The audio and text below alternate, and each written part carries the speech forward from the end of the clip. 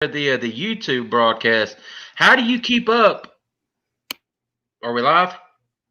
Actually, No. yeah, we are now. Yeah, Oh, we we are. are? It Yeah. says 2 minutes. I could have been picking my nose or something. Well, I got this showing, so right now they can't see us. They can all they okay. see is yeah. So I'm safe. So I just blabbed anyway. Pat, if you wanted to go ahead and play that music, go ahead. It doesn't bother it doesn't bother me. So we can rock out of here.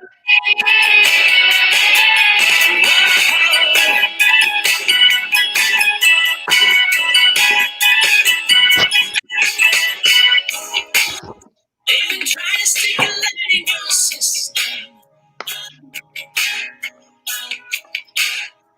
analyzing the defenses you hold, trying to open wide, hoping to step inside your soul.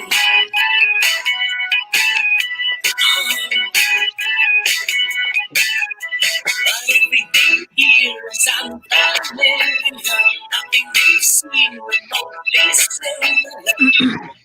You're so peculiar. Oh, I can't get enough. You're a strange animal. That's what I know. But you're a strange animal. I got to follow.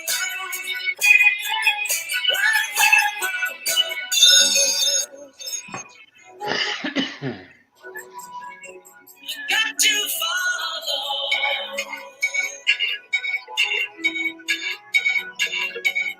Got to follow.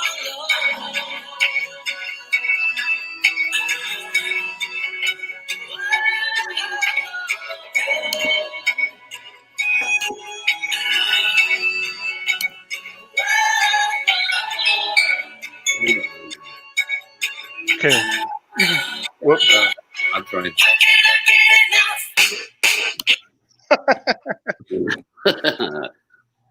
And we're live. Yeah, for those who didn't see the behind the scenes, Nikki was jamming out there at her desk. So. Yep. Brought back some memories to the 80s. I never grew out of the 80s. I'm sorry.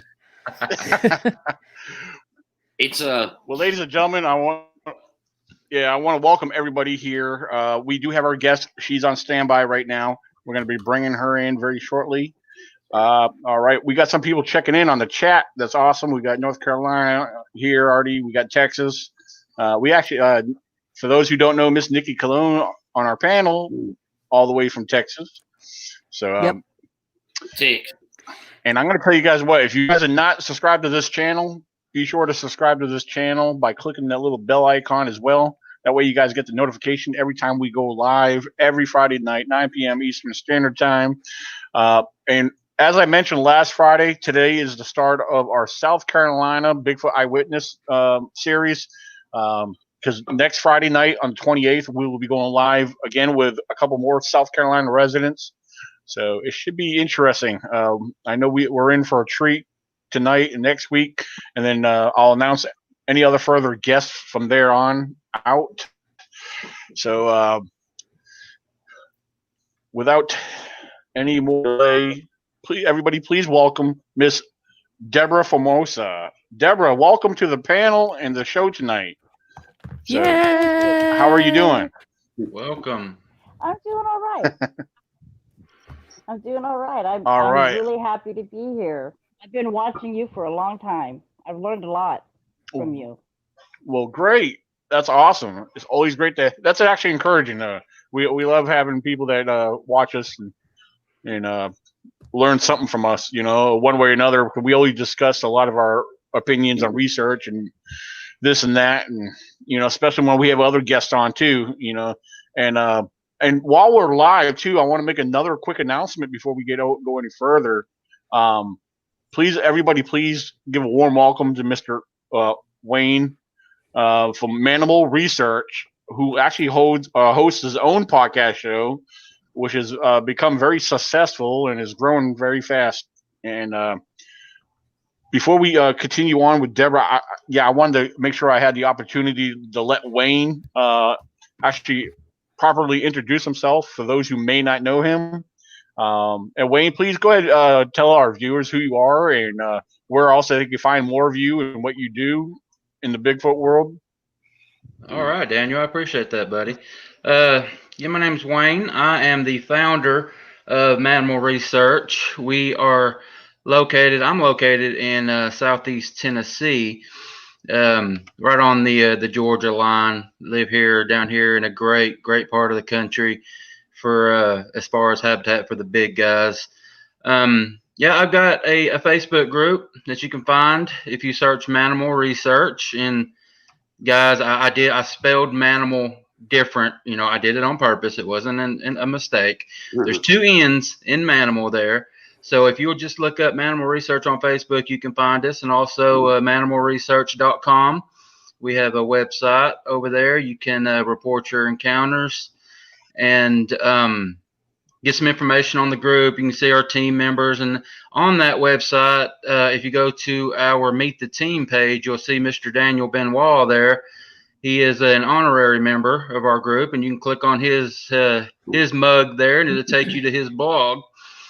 And so check out the website. And also, like he said, we also have a YouTube channel. It's we go live every Monday night at 9:00 Eastern. And we do our own research, and we also have guests on, other researchers and eyewitnesses as well. And that's just a short little thing of what we do. I appreciate it, Daniel. Oh, absolutely. And Wayne is with us tonight to help with our interview tonight with Miss Deborah, and we're going to get right into this. Deborah, we're going to put you on the spot. Here's what we do with all our guests. We usually put them right on the spot, but we like to get to know a little bit about you. If you could start us off and fill us in with a little bit of your background, what got you involved with the whole Bigfoot phenomenon, and then we're going to go ahead and take it from there. And I know Deborah has some Bigfoot stories to share with us tonight, and that's what we're going to get into. So how about it, Deborah? All right. Well, my background is I have degrees in anthropology, prehistory, archaeology, and I've always lived in the country, forests, the mountains. I've lived in Texas, but I was living in Siskiyou County, and I had been there, a decade or more. And I just was like, Bigfoot, yeah, okay, all right. So I had to go to Redding one night, and I was taking Highway 96. It's a very narrow, windy mountain road that will take you to I-5 and take you down to Redding. So I left around 6:00, and I was driving, and there's a few cars coming towards me, so I'd have to flick on and off the brights. I got past 8 Mile Bridge that will take you into Wairika, and there was an oncoming car. I turned off the brights. Well, this was December 2011. And in the winter in the mountains, there's going to be all kinds of rocks falling down onto the road. So it's normal to see boulders, rocks, whatever on the road. Don't pay attention to it unless it's on the road. You got to get out and move it. So we were driving. I turned off the brights. I passed 8 Mile Bridge, and there was a slight curve. On the passenger side of the vehicle was sitting my daughter. I had my granddaughter, 2 granddaughters, and my son in the back seat. One of my granddaughters were asleep.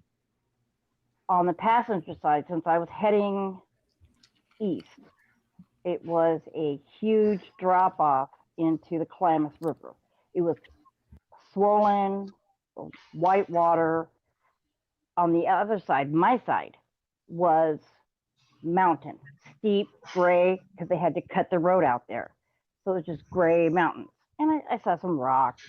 There's a big boulder the car passed. I flipped on the brakes. Well, this big boulder stood up. I took my foot off the gas and I slowed to a stop. And I'm trying to make sense of what I'm seeing. It was taller than my Jeep. And as everybody knows, small mountain highways have very, very narrow lanes. Mhm. So Oh yeah. standing over there, and I'm staring at it, and I'm looking at it. And my mind is like trying to figure out what I'm seeing. So I see this tall, hairy, it was hair, it wasn't fur, because I could see skin underneath. And it was gray, and it blended in perfectly with the mountain. It did not look like an ape. It did not look like the huge picture that you see of a Bigfoot or a statue. It was very tall, very muscular, but it had a body type. It was like an Olympic runner. Mm. It had a bigger nose, but it wasn't smashed down and wide. And it was covered from head to toe with his hair. I could see his legs, the muscle definition, his arms, shoulders. He had a neck, but somebody that lifts weights a lot and they get real muscle bound up the top, so short neck. Thin lips, and the face. The face had, like some guys will grow a beard high up on their cheek, but no other facial hair. He had the look. When he stood up and looked at me, he had a look on his face like, oh crap. Like I startled him as much as he startled me. Then it was doing this with each of his hands, like a nervous, because there was nowhere for him to go. The mountainside was straight up. The river was swollen, cold, lots of water. So it was like he was stuck. So I'm looking at him, and I believe it was a male. I didn't see any genitalia, but there was no breast. So him. And I'm like, I'm looking at a Bigfoot. This is a Sasquatch. This is a Bigfoot. Oh my God. And we locked eyes. I didn't feel threatened. I wasn't afraid. It seemed like it lasted for hours, but it 30 seconds, maybe a little bit more. I locked on his eyes, made eye contact.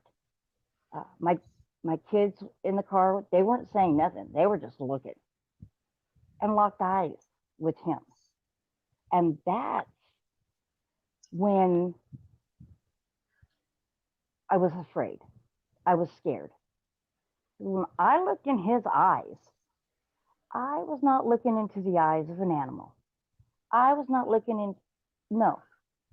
I saw intelligence in his eyes. I could see intelligence. That scared the crap out of me. That's what scared me, was intelligent. So I let out a holler. Then my kids let out a holler, and I hit the gas, and I went 1.5 miles to the rest stop off of I-5. I had to get out because I was shaking so bad and walk around for 20 minutes. And my kids, even my daughter, and she was like almost 18, they all had a hold of me. And my son said, Mommy, is he going to come here? Is he coming here? Is it going to come here, Mommy? And I said, no, baby, we're okay. But then after he said that, I'm thinking in my mind, what if he does? Wow. But that turned my whole world upside down. Everything that I thought I knew about the forest, the mountains, the woods, the animals that lived in there, it's when I realized I don't know crap. I always was interested in thunderbirds and things like that. But as much as I was tracking in the forest, uh, camping in the forest, out there by myself, I never saw anything. No footprints, nothing. And right then and there, uh, everything changed for me. And for about 3 weeks, I didn't say anything to anybody. Me and my kids didn't talk about it. And in my mind, I kept trying to say, was it a bear? Could it have been a bear? No, it wasn't a bear. It had fingernails. Could it? No.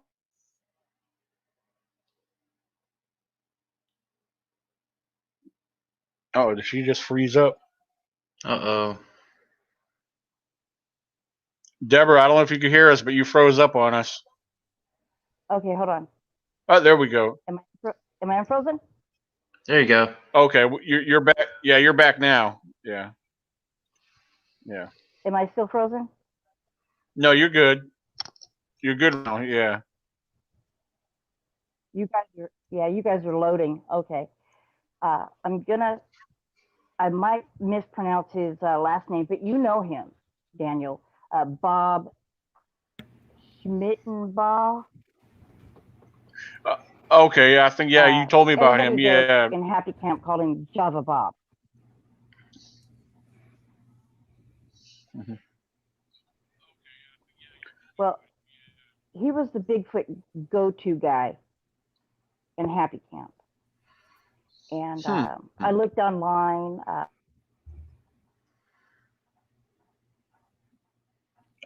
Uh-oh. I think we just lost her. Thing that popped up was Oh, there she goes. Yeah. All right. She'll come. Oh, wait a minute. Hold She's on. back already. See what happens. Yeah, she's still there. All right. All right. We got you back, Deborah. out here in the. Yeah, I'm hearing feedback too. I'm hearing myself repeat very quietly somewhere. I was so afraid of that. I know what I saw. I know what I saw, but I was that afraid that nobody would believe me. So I did the report. I went and talked to Java Bob. That's what we called him, Java Bob, and told him what I saw. And he believed me. Then the BFRO got in touch with me. Someone talked to me. I went into great detail, like I did with you. They asked me, did he have a neck? Did you see an ear? Was he, could you, they just asked me all kinds of questions. Forehead. And I told them.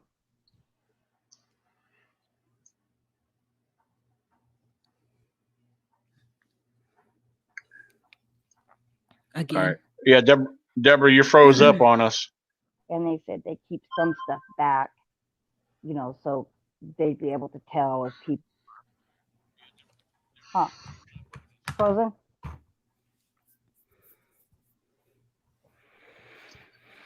Wonderful And world Deborah, of can you live hear? streaming. It told me to move closer to my router. So that made me feel better because I didn't want anybody to think I was a liar. But there were people in town that were making fun of me. Then we had about a year later, 2 years later, we had the Happy Camp Complex wildfire. And they were evacuating, telling people, maybe you need to evacuate. I had a garden, vegetable garden, fruit trees, about a quarter of an acre in the backyard. I wasn't going nowhere because that was the only place I had to live. So I sent the little kids out. The older kid said that we're going to stay with you, Mom. I'm like, I got a garden hose. We got shovels, rakes. We're going to try to save the house. Luckily, it didn't get that far. But then I'd go out to the garden and I would notice I had more zucchini than this. Or I don't remember pulling up those turnips. What happened to the plums? Where's the banana peppers? Things like that. And I went out there one day and I saw a child-sized footprint in the soft dirt in my garden by the zucchini. And I was like, okay, I don't have any little children. Alrighty then. I went over by the fire pit. There was a bigger print. I'm like, okay, I took a picture of it. I think I might have posted it on together. Then I saw another footprint that was leaving my garden, going past behind my chicken coop. So I put a box over it. I called Bob. He came and looked. Because hard clay dirt. So I said, well, there's another one over here, but I don't think it's very good. But I got a box over it. I flipped over the box and he was like, yeah, that's a perfect print. That's yeah. So he said, I'm having some activity. And bears, mountain lions, other critters were coming down off the mountain to get away from the fire.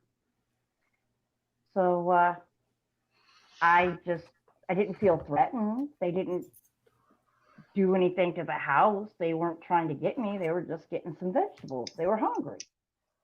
So I heard of people leaving food out. And I talked to Java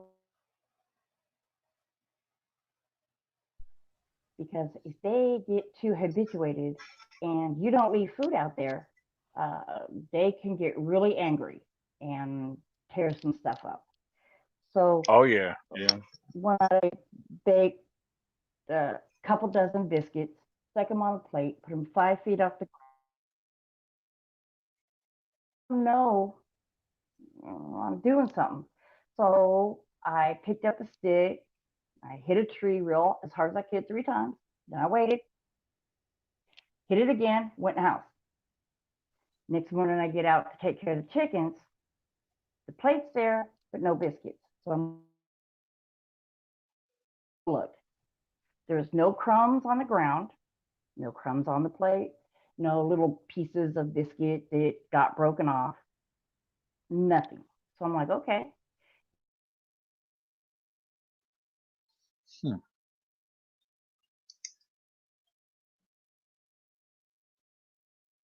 Uh-oh.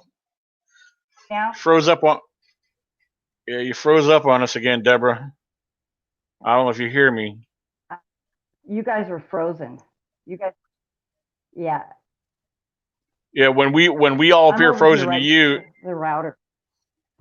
yeah, when we appear frozen to you, it's we all still see each other and we can hear each other. It's for some reason, I don't know. Is it storming out over there or any kind of cloudiness? All right, somebody's phone is buzzing. And Okay. Okay. So all right. I really looked around the area and I did tracking and hunting all by myself. And I looked for raccoon tracks or other critter tracks. Nothing.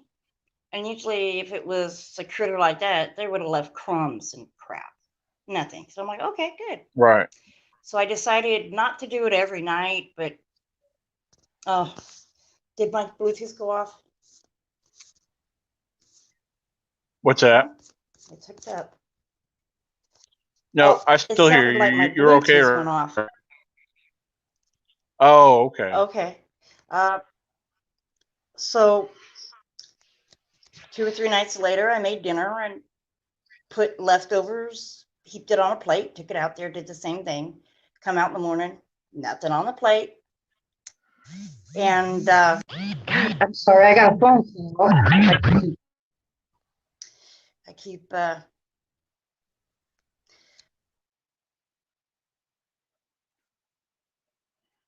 right. Okay. Her signal, her Bluetooth or her signal is not strong right now. She'll be jumping back in here in a little bit. I don't know where she completely disappeared this time. So yeah, just everybody, when our guest comes back on, for those who are watching, try to be patient. We cannot control the outcome of our guests if they have a bad or weak signal. But actually, I was jotting stuff down, listening to her. I had some questions, but I'll get to them after a while. But it's actually interesting. It seems very interesting. So far, what do you guys think before she comes back on? Yeah, I wanted to ask you guys' opinion to see what y'all think. I think that there's something up with these roadside crossings. I mean, for these things to be as intelligent as they seem to be and masters of hiding, it seemed like they could figure out not to walk out in front of a vehicle, or to move if you see headlights coming. It's almost like they want to be seen. What do y'all think? I think that it's either younger juveniles that may be getting caught and still learning, but or they just completely get caught off guard, because there's a lot of roads out like there the one I that saw, you come you come up over the hill and bam, you see a lot of sightings like that, where I just was rounding the corner and bam, there it was, or I was going up over the hill and bam, there it was. So I think it's just they're catching them off guard, or that they're young. They could be younger, Right. and still haven't learned to stay away from us. Yeah. Let me ask. Since we got Deborah back, let me ask her real quick, because that made me think. Because you mentioned possibly they could still be young, but Deborah, when you first saw this, you described it looking or almost like a boulder. So I'm assuming it must have been pretty big, and bulky. Yeah. When it stood up, like how do you say it was? Oh, geez. He didn't have shoulders 4 feet wide, but they were wide, and he was muscular, but he didn't have the real heavy body that you see in videos and pictures. He was built like an Olympic runner, tall, very muscular, but not heavy. And I was looking into different sightings, and I think they are like people. We come in all shapes and sizes, colors, nationalities, and so why not? Why not the ones in the mountains like I saw look different from the ones in the swamp in Louisiana or Florida?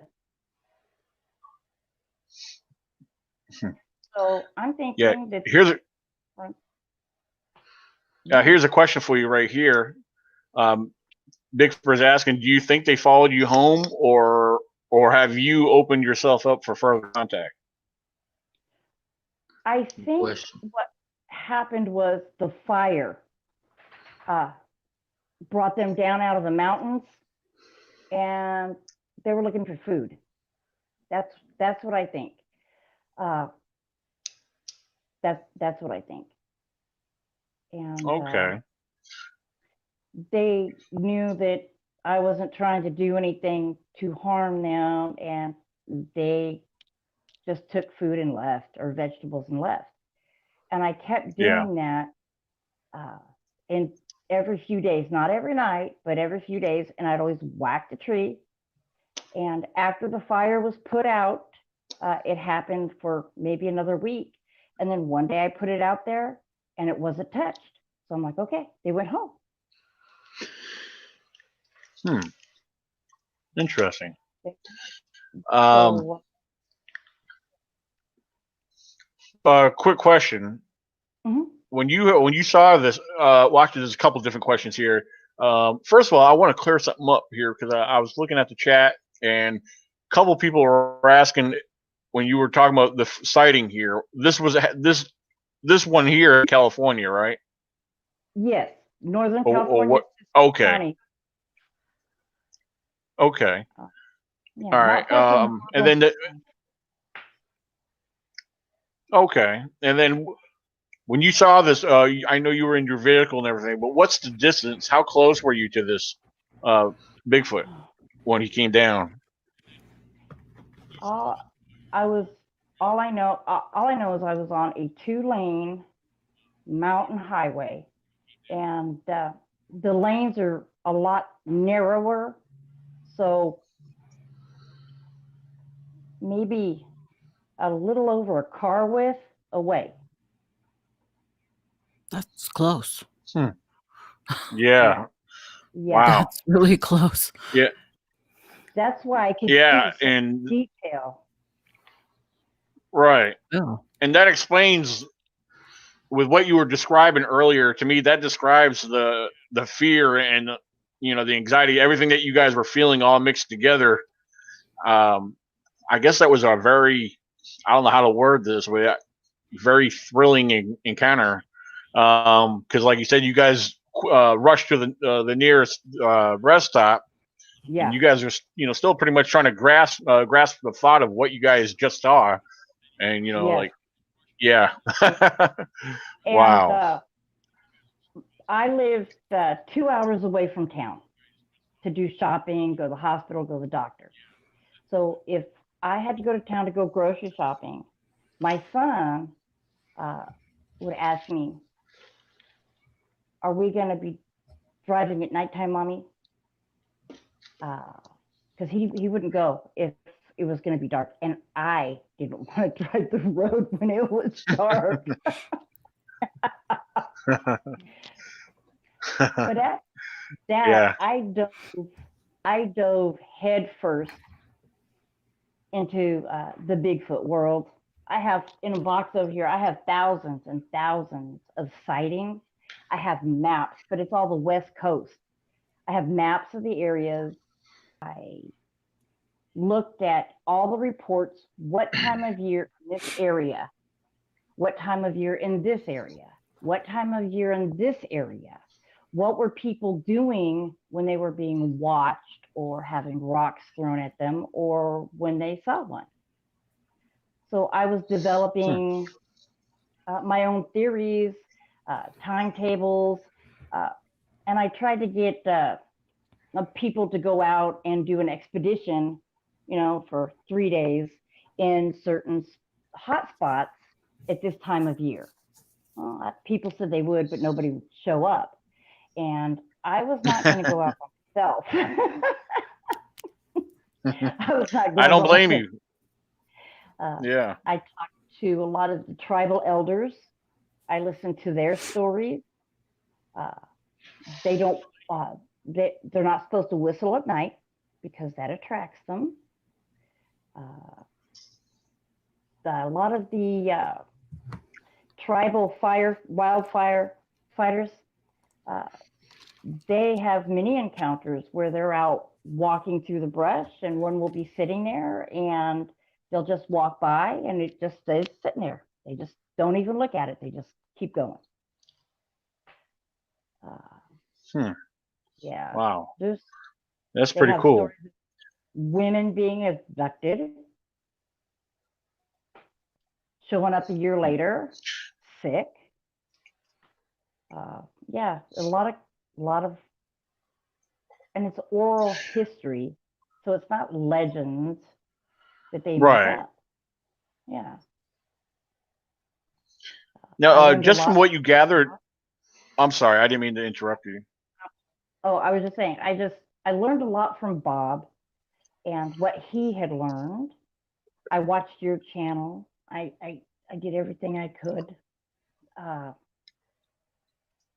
to learn, because just want the truth. I want to know. Right. So what were you going to No, ask me? I'm sorry. oh no, yeah. No, I was just curious, or with the reports, everything that you've looked at. I'm just curious to know what you found. Like to get your take on most sightings. What time of year do you find where most sightings have occurred, or especially either sightings or mainly Bigfoot related activity? Around the Willow Creek area, Wichipec, along the Klamath River,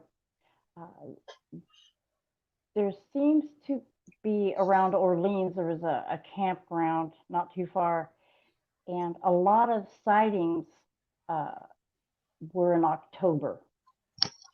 In October, okay. I saw mine in Okay. December. I saw mine in December. In December?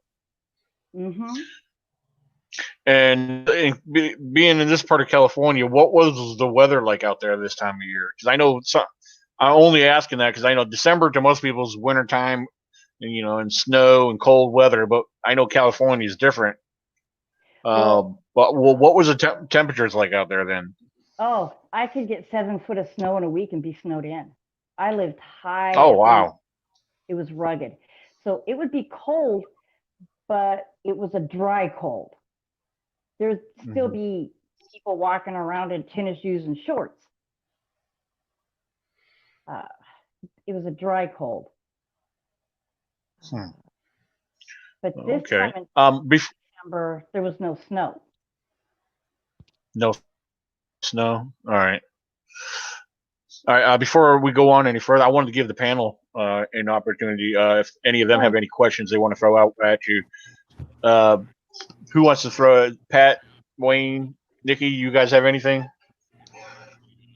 Well, I read the report that you sent us from the BFRO, and it was really detailed, very detailed. So that my number one question was, in your own words, how close were you? And you just answered that.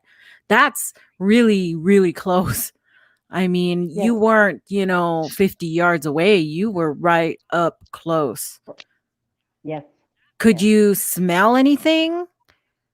Or hear anything else? Was there I'm sure your sensories were overloaded already, but See, it felt like time stood still. Right. It felt like I was there forever. And I just got a feeling like he was not going to hurt us or charge us. That was my next question. I surprised him just as much as he surprised me. Mm-hmm. Right. So you didn't really have a fear for your children at that point? No. The only time, but this was just me. Because I did lock eyes and it felt like forever. And when I did, I could see intelligence. It was like looking into another person's eyes. That's the only way I can explain it. Intelligence. And that's what scared me. Wow. Yeah, I like this question that Patrick's asking. Did you struggle with wrapping your head around what you had seen, or was there any disbelief at that time? Yes, because I looked trying to, what am I looking at? What is it? It was, and then when it dawned on me, it wasn't disbelief, but it was like everything I thought I knew about the mountains, the woods, the creatures that lived there, it was all turned upside down. Everything was turned upside down. There was a door open. Either I closed it or I went through it, and I went through it. I want the truth. I want to know the truth. Yeah, Now I you don't believe. said, I don't believe. I'm sorry. Oh, go ahead, Wayne. You said, Deborah, that you initially thought that it was a boulder, a rock, and Yes. then it stood up, and you saw obviously that it wasn't. Do you Yes. feel like, and obviously this is just purely speculation on your part, but do you feel like it was trying to get your attention, maybe, or because maybe if it had stayed down, you just would have drove on by? Yes. No, I don't think he was trying to get my attention. I think when I hit the brights again, it startled him. That's the impression I got. Is I startled him because the brights shined right, it flipped right on him. Okay.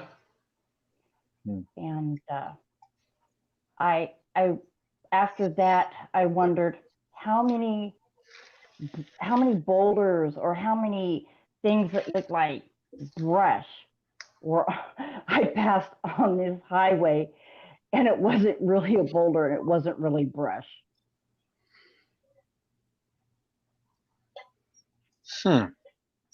Interesting.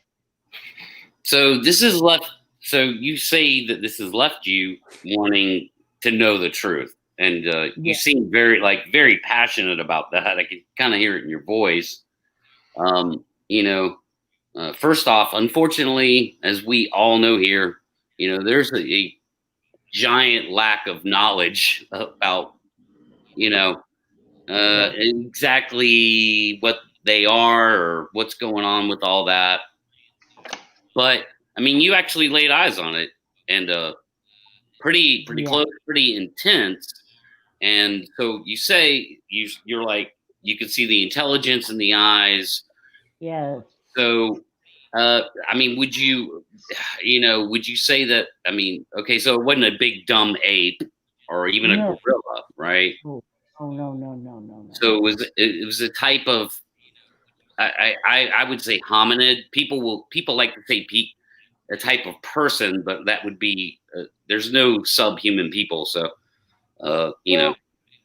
for hundreds of thousands of years, we did share the earth with different types of humanoids.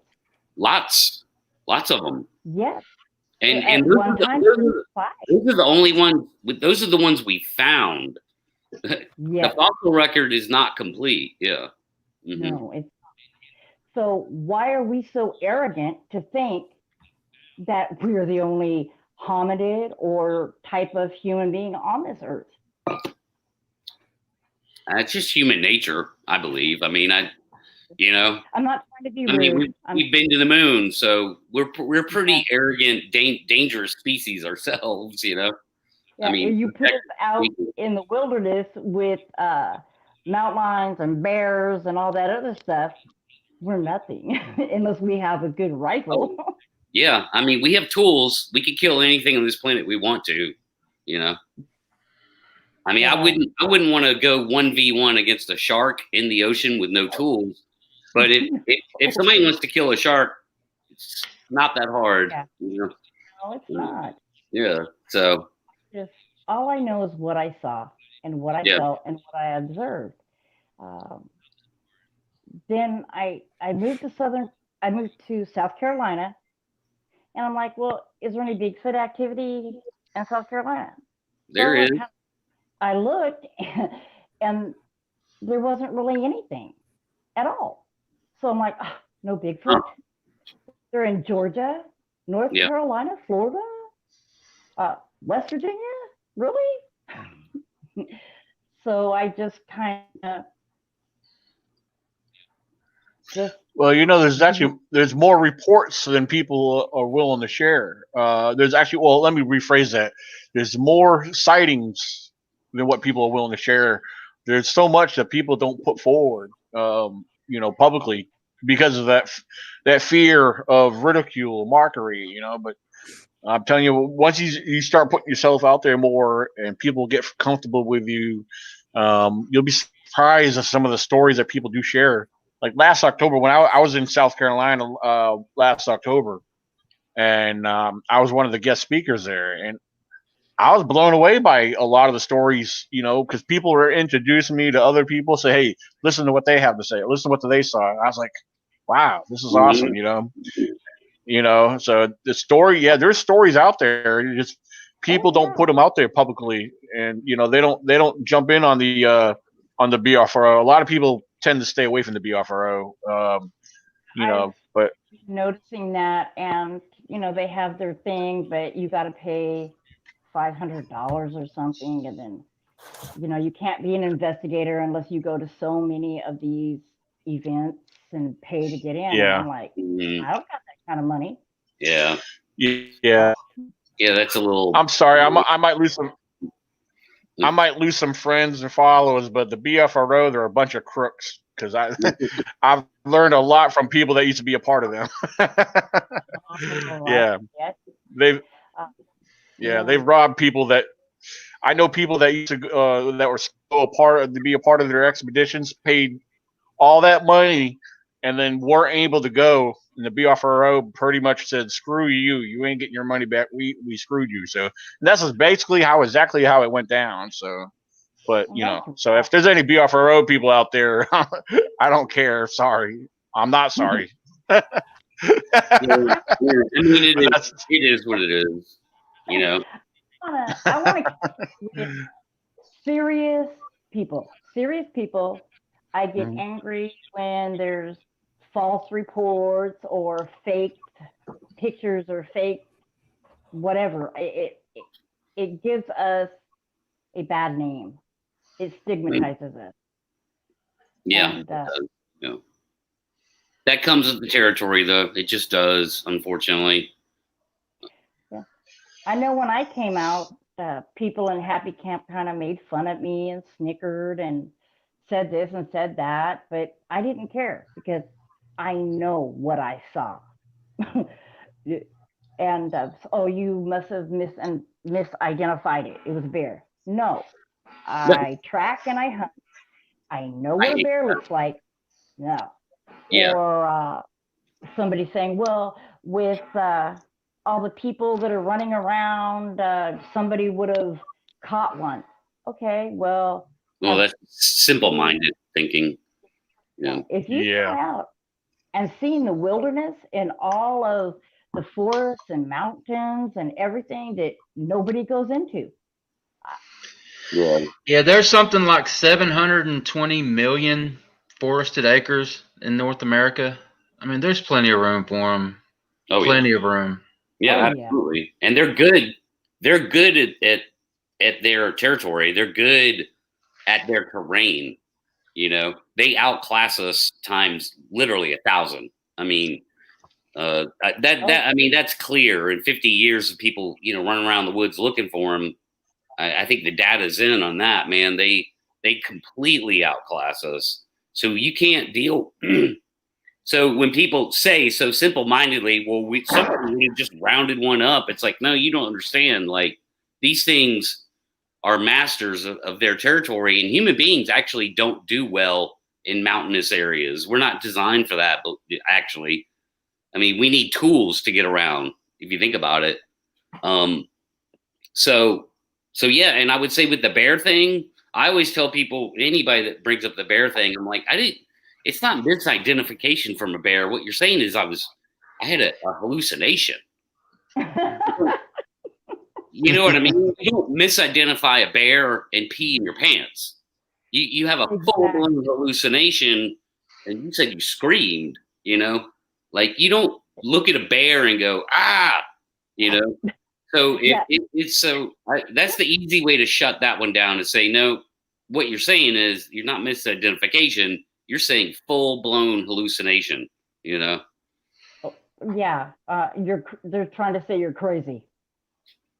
Yeah. And well, they have to call 100,000 other people crazy, probably 1 million people, Yeah.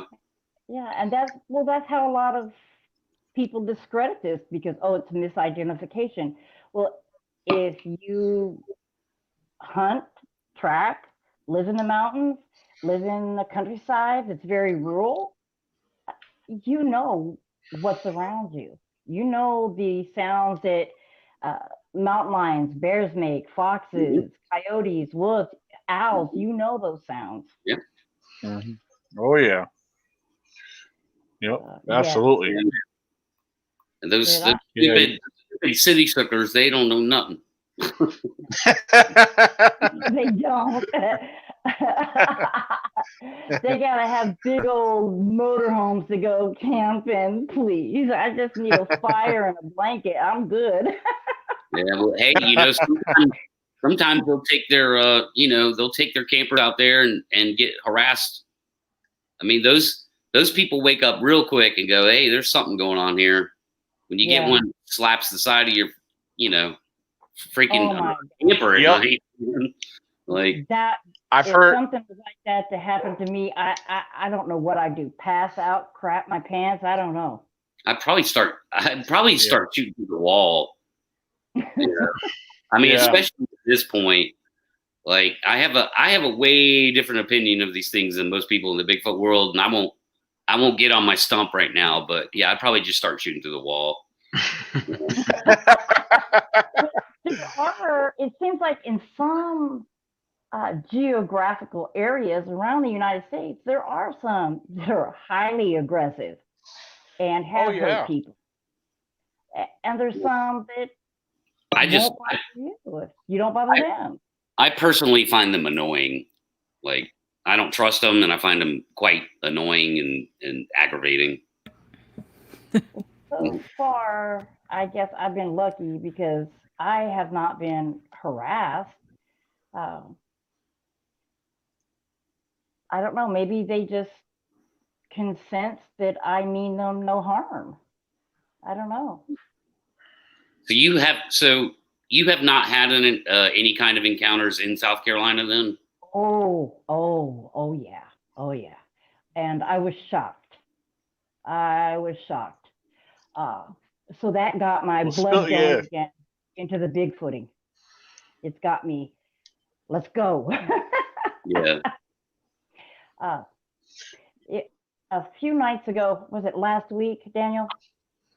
Something like that? Yeah, I won't know. I'll have to, without looking at my phone. Yeah, I won't.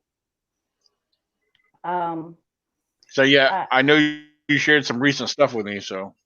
Yeah. Some footprints I found. Some were old and weathered, and some were pretty freaking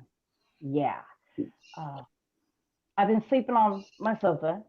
It's hot, humid. I don't run the air conditioner, and I usually keep my kitchen windows, curtains open, no neighbors back there. My front door open, screen porch. Got 4 dogs that'll bite your head off. And I woke up off the sofa, and 2 of my dogs were right up against the sofa, standing up next to me. And I'm like, what are you guys doing? And I get up and use the restroom when I come out, and I see my Anatolian Shepherd and the Lab Hound mix on the porch. And they were staring off towards the front corner of the house. And there's a wood line I have there too. And there's a dirt road that separates this part of my property and that part of my property. And they were at attention, no growling, no barking. And I said, what are you silly girls doing? They wouldn't look at me. They just kept looking off there. Usually they bark at everything. And so I sat in a rocking chair on the porch, and in the cool breeze. It was about 2 a.m. and I heard an owl. And then after I heard an owl, the only sound similar to that is a chimpanzee. But it wasn't a chimpanzee. It's hard to describe. So I'm thinking, I'm tripping. So I'm in the rocking chair. The owl hoots again, and I hear it again. So I stop rocking, and I'm still, and I'm alert. And my dogs have not moved. They're staring at the same spot.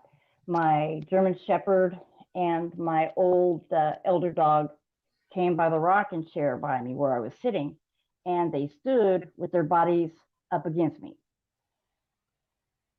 The other two hadn't moved, and I heard the owl hoot one more time. Then I heard laughter. It was not an owl or anything else. It wasn't a person. There was no dogs out, but it was a laughter that was different. It was different, but it was laughter. The owl did not hoot anymore. No more hooting. Mm-hmm. And I sat there, and then I heard chatter, like they were talking to each other. But it was nothing I've ever heard before. But it was a chattery, and the dogs kept staring, and I heard it. But the chatter to me sounded feminine, not masculine. It had a feminine sounding, but it was chatter. They were talking to each other. So I didn't want to move. I didn't want to make any noise. So I started hearing it walk from the wood line that's cornered to my porch, and I heard it walking towards the side of the house, and I could hear it still. So I got up quietly because I thought, oh shit, my chickens. Sorry I said that, but I kept thinking my chickens. Oh, you're fine. So that's what I thought. So I got up and walked quietly through the house to the back door in the kitchen, and half of it's glass.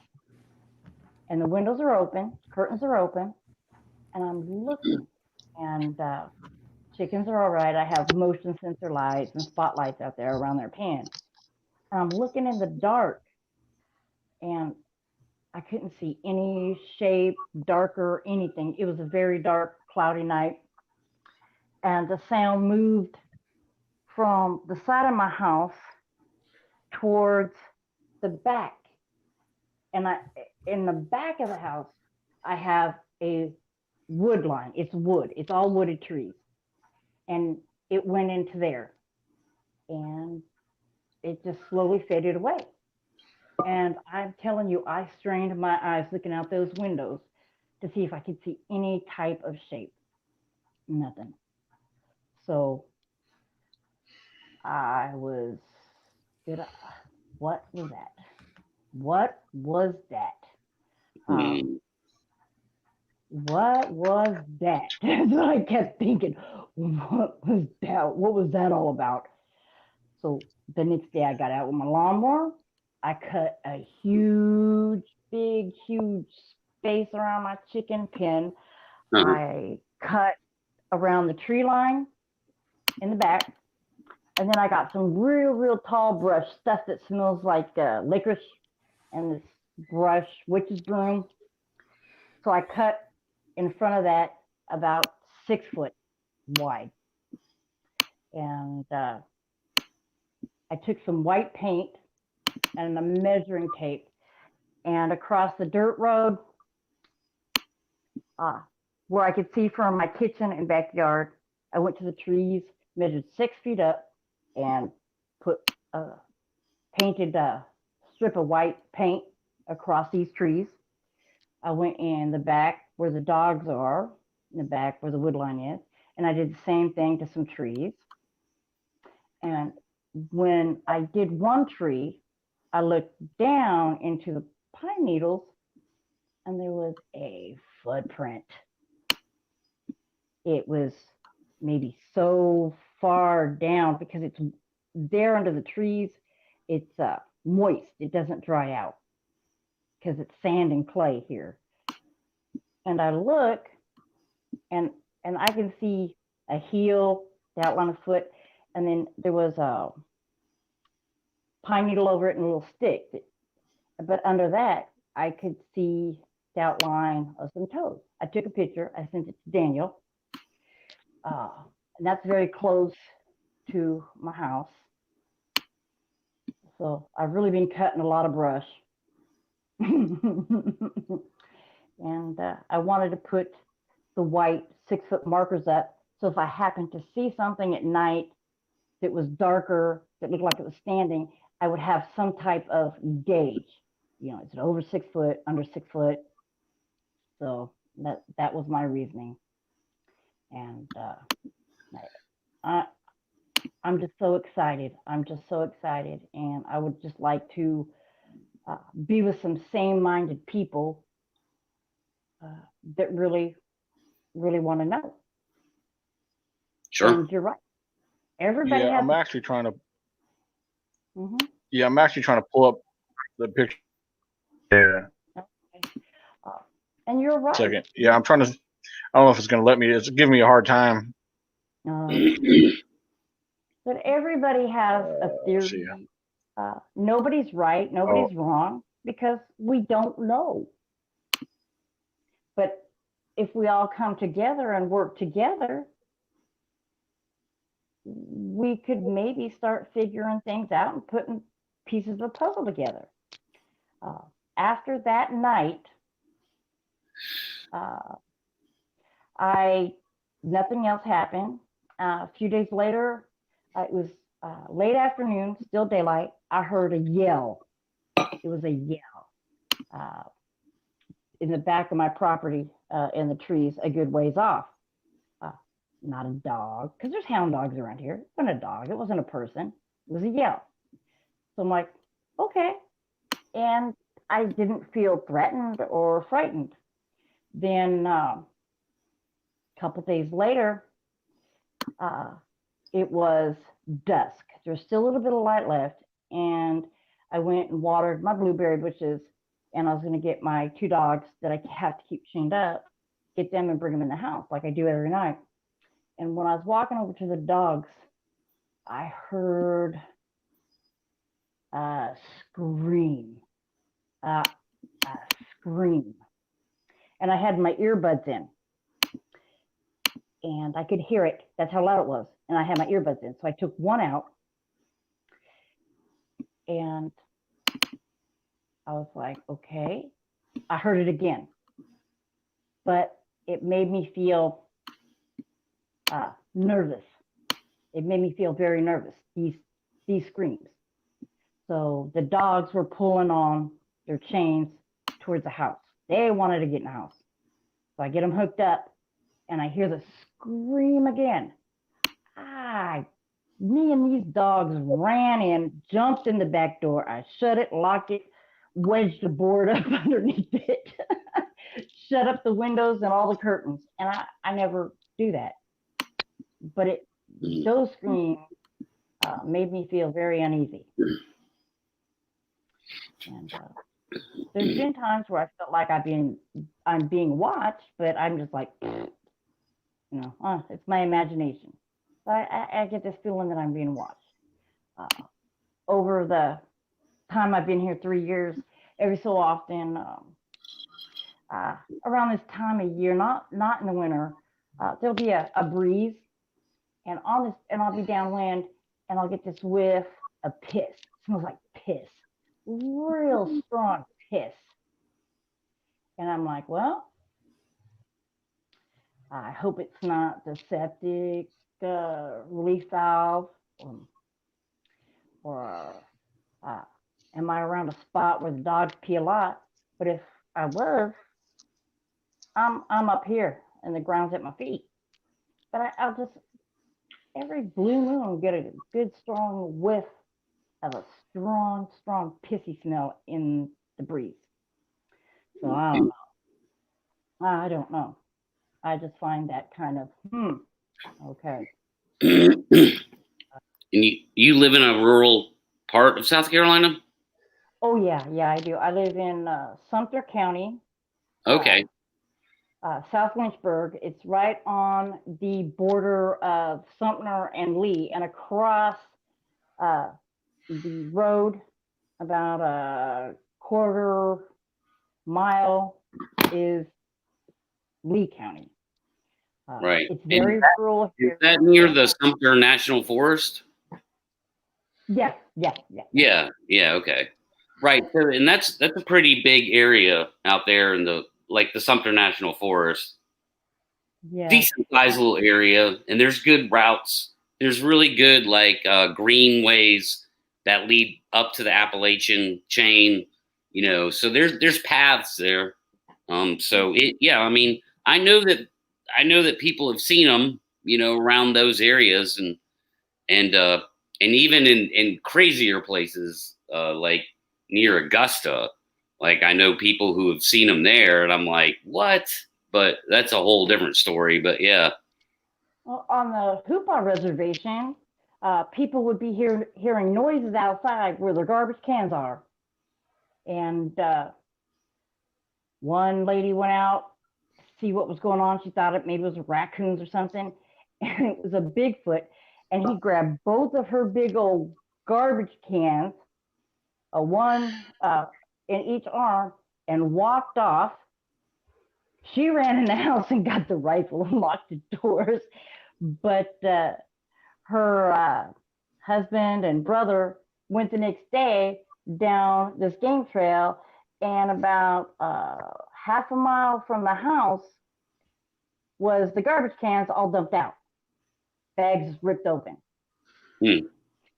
Now, Bear's not going to grab 2 garbage cans and walk off down the woods. Right.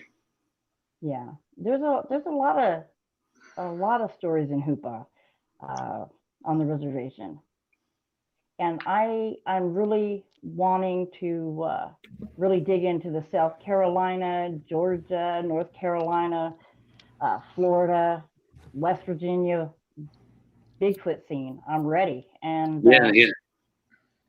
I need to connect with. I'm not too far from you. I'm in North Georgia, probably about 45 minutes from the South Carolina line. I could drive up to Tallulah Gorge and see South Carolina from up there.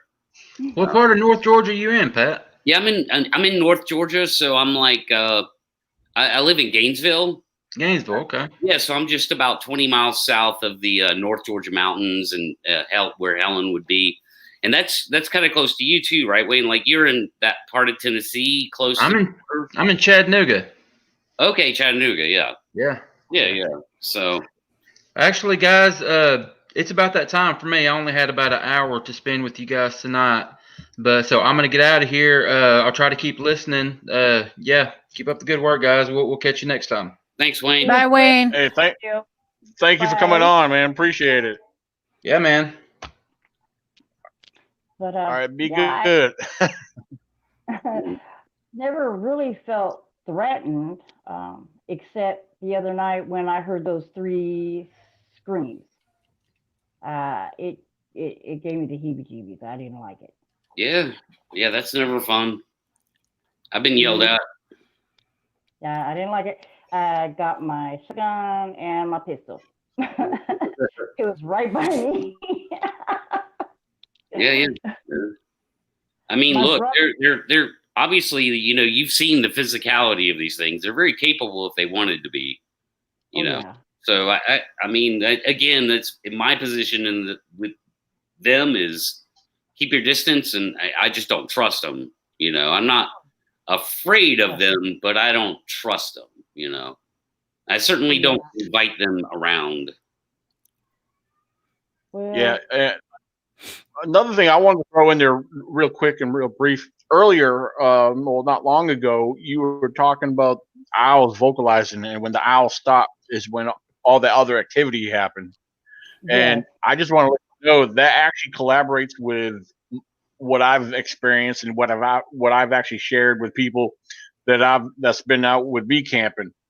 And in my area, if you hear owls, I tell people, because when they hear owls, especially when they're close, we have barred owls up in our area, and a lot of them. And I was like, if you hear them real close, I just find it interesting, and that, it's always happened. It's just I never paid attention to it for the longest time. So, and I started paying more close attention to it. But almost every time you hear owls, sometime it may not happen right away, but sometime right after hearing owls, other strange and odd activity starts taking place. Other vocalizations of other animals or other sounds start happening. Tree knocks start happening right around the camp, you know. And but yeah, I've always told people, listen to the owls, and if you hear them stop, pay extra close attention because you might miss something. Some things are pretty obvious sometimes, but yeah, I just happen to find that kind of interesting that you mentioned that because I've experienced that as well. You know, Well, in the area where I camp. Right? I mean, So, an what's owl What's that? kind of makes sense. I mean, an owl, you know, is going to be perched in a tree, and they have those, you know, giant nocturnal pupils, so they could obviously they hunt at night. They could see so well. It kind of makes sense that they would shut up if they saw, you know, some 8-foot tall, you know, primate thing come walking around, you know, 20, 30 feet below their perch. Like, I mean, you know, that kind of thing that looks like it might could climb a tree, right? Like, so, yeah. Like, so, I mean, I've heard, like you're talking about, Deborah, with the chimp chatter, you know, I've heard that before, and I can't rule out that it was a barred owl, because barred owls do make, they can make some real funny sounds, man. I can't rule that out, but, you know, later that night I had wood knocks, so I don't know. Well, I don't even know. Yeah. Well, that reminds me of another thing too that I've shared before with people that I got from a individual who actually went to investigate a young couple's campsite where they claimed to have large rocks being thrown into their campsite and heard a loud scream. Well, this individual went to go check out that campsite. He climbed up the small ridge that ran up behind their camp area, and he found a section of rocks up there. And as he was looking around, he said he noticed where there was rocks. You could see how they've been displaced, or some were actually missing. And while he was up there checking that out, he said somewhere up behind him through the other tree line, because this was part of a power line area. And his exact words were, Daniel, he said, what I heard this is his words coming from his mouth. He said, what I heard next sounded like a freaking chimpanzee, or actually a monkey. He worded it monkey, but and I found that very interesting that he would say that. And keep in mind, this guy, he's an older gentleman. He's a skeptic too. He's very, very skeptic, but he does believe that there's something out there, you know. So I mean, barred owls can sound very monkey-ish. That's the problem with what I have with what I heard that day was, you know, barred owls can sound real funny. They do make chimpy, chattery noises. But then again, like I said, there was other weird things that happened that day, and at the end of the night, the coup de grace crescendo was the wood knocks I got. So, I mean, who knows? Yeah, the chatter. But I went online and listened to different recordings of owls that sound like monkeys. It was nothing. Wasn't the same. Yeah. Fire well, that's monkey. good. I mean, good for you for doing that. That's a very objective thing to do. Yeah. Yes. Yeah. I have Asperger's syndrome, and it makes my brain think logically, and I will research the crap out of something, and I'll be thorough because I want to make sure I don't make a mistake. Mm-hmm. And good on you. That just makes my brain work different, logical. So, and from there's not enough of that going around, I'll admit. Yeah, I'm not going to say, well, it's a Bigfoot. I can't say that because I didn't see it. So I listened to different recordings of owls sounding like monkeys, and it was nothing like that. Yeah, fair enough.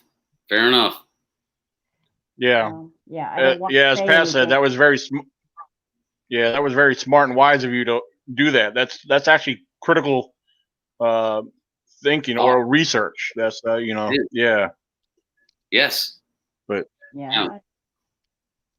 it's true objectivity and critical thinking. Mm-hmm. That's how my brain works, like Spock. Right. I got a Spock brain. Sure. When I first moved here, there was just one thing that just kind of seemed odd to me, and I really didn't think too much of it at the time.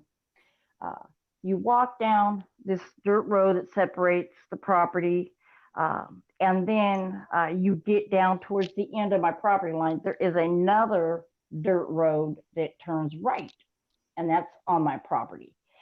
Then you go over a culvert, and a little bit of that after the culvert is my property. My property is kind of separate. I got almost 25 acres. Most of it's forested, just forested, full of trees. And I was just walking the property, and I had a couple of my dogs with me, and there was a trail, and there's hundreds of game trails on my property. So I decided to walk down that trail to see if it connected to another piece of my property. So I'm walking down this game trail, and I get to the end of it, and it wasn't brush, because there was brush there, but in this spot it was high grass, and it was flattened down in a really large circular space, and it had such a horrible, strong odor of urine and a faint BO smell. So I'm thinking, okay, well, not deer, not buck. There are coyotes around here, and deers don't bed down together in one spot like that. They might be close, but they'll be here and there, here and there. So I'm thinking, okay, well, there are coyotes around here, so maybe it was a pack of coyotes. But usually coyotes don't piss where they sleep.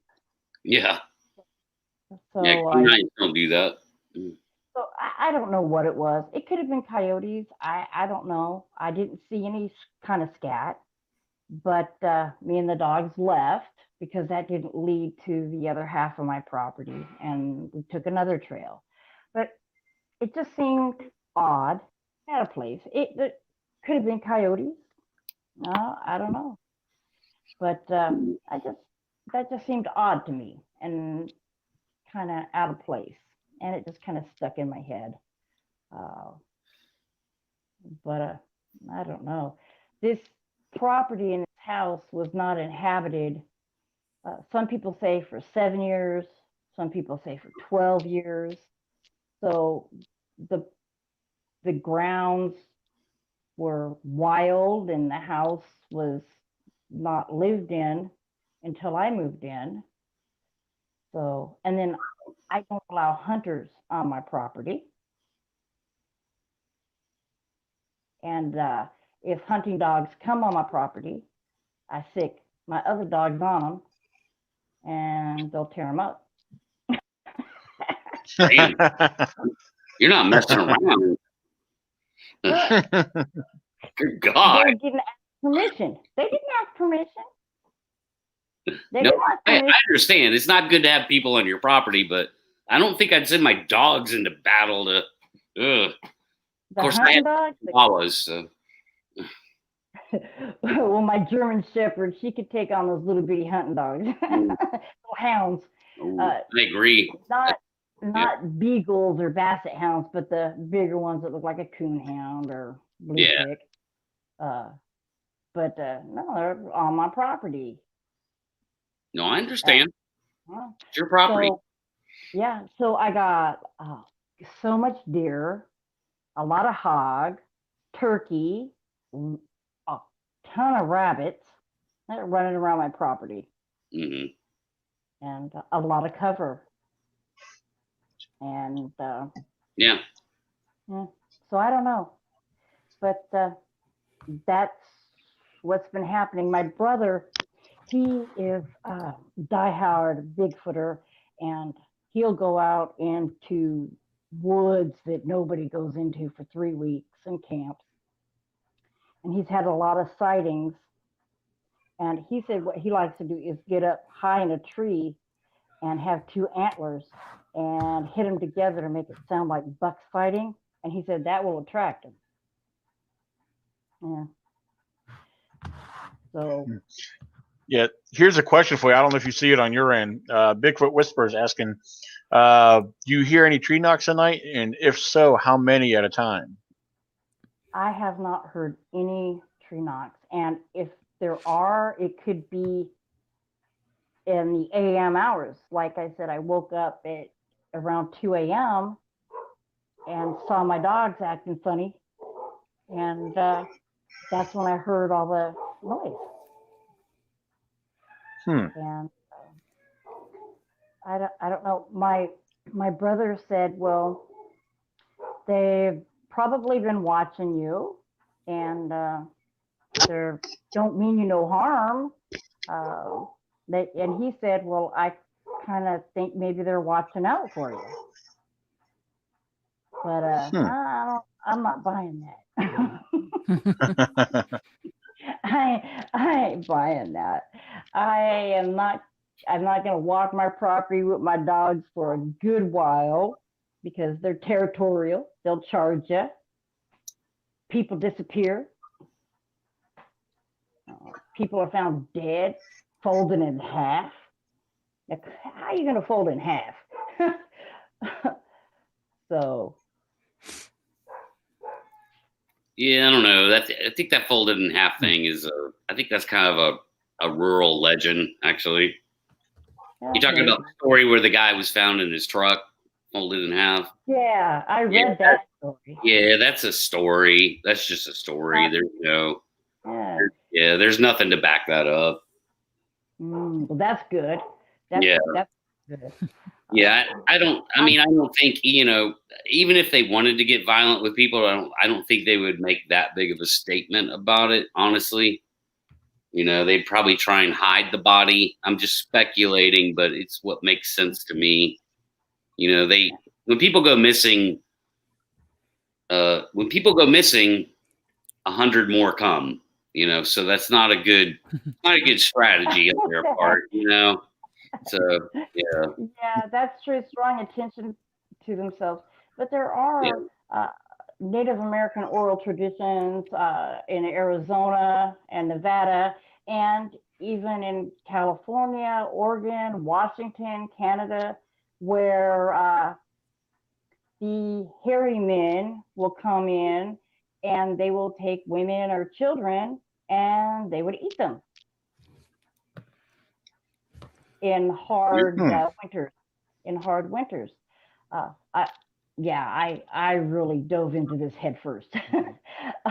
I went back into archives from the 1700s, 1800s, and there were sightings then of wild men, wild hairy men, wild naked hairy men. Yeah. Oh no, trust me, I don't put anything past them. Like I said before, I don't trust them, so I wouldn't put anything past them. No. Well, my brother thinks that I should feed them and leave them gifts, but I don't think so. I wouldn't flirt with them. I wouldn't. From what I have read about the Bigfoot, skunk ape, forest, man of the forest, everybody has different names. It seems like the ones in the South are way more aggressive. That is what I'm kind of taking away from everything that I have read and looked at and researched, that they're more aggressive in the South. Maybe, I mean, obviously I live in the South, and I've never had one had the balls to show itself. So like, that's not that aggressive, They always just, they'll do their thing out there, man, but they won't come near me, and I don't invite them in either. So no, I don't plan on feeding them because I've heard of some pretty bad stories of when they get habituated and you don't leave the food out, they bang on your house. Right. Yeah. Yeah. No, I'm not going to do that. And I'm not. then it's shooting time. Yes. Yes, exactly. I But was it is, so it's crazy what people say though. Like almost everyone with badass dogs always says that no matter how badass that dog is, when that thing comes around, they just cower, man, like never before. Yes, yes, I've heard that too.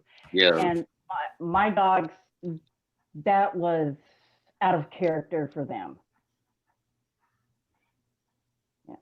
Somebody drives up in my yard, they won't let them out the truck or the car.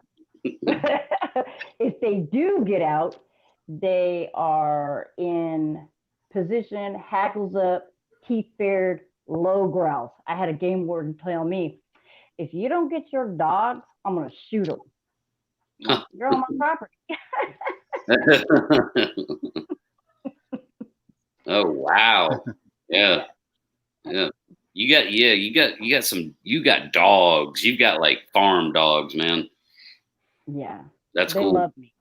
They love me. I got a couple that are hard headed and they're runners, so I got to keep them chained up. But they got like 30 feet each to run around. My other two, they listen to me really well, very obedient.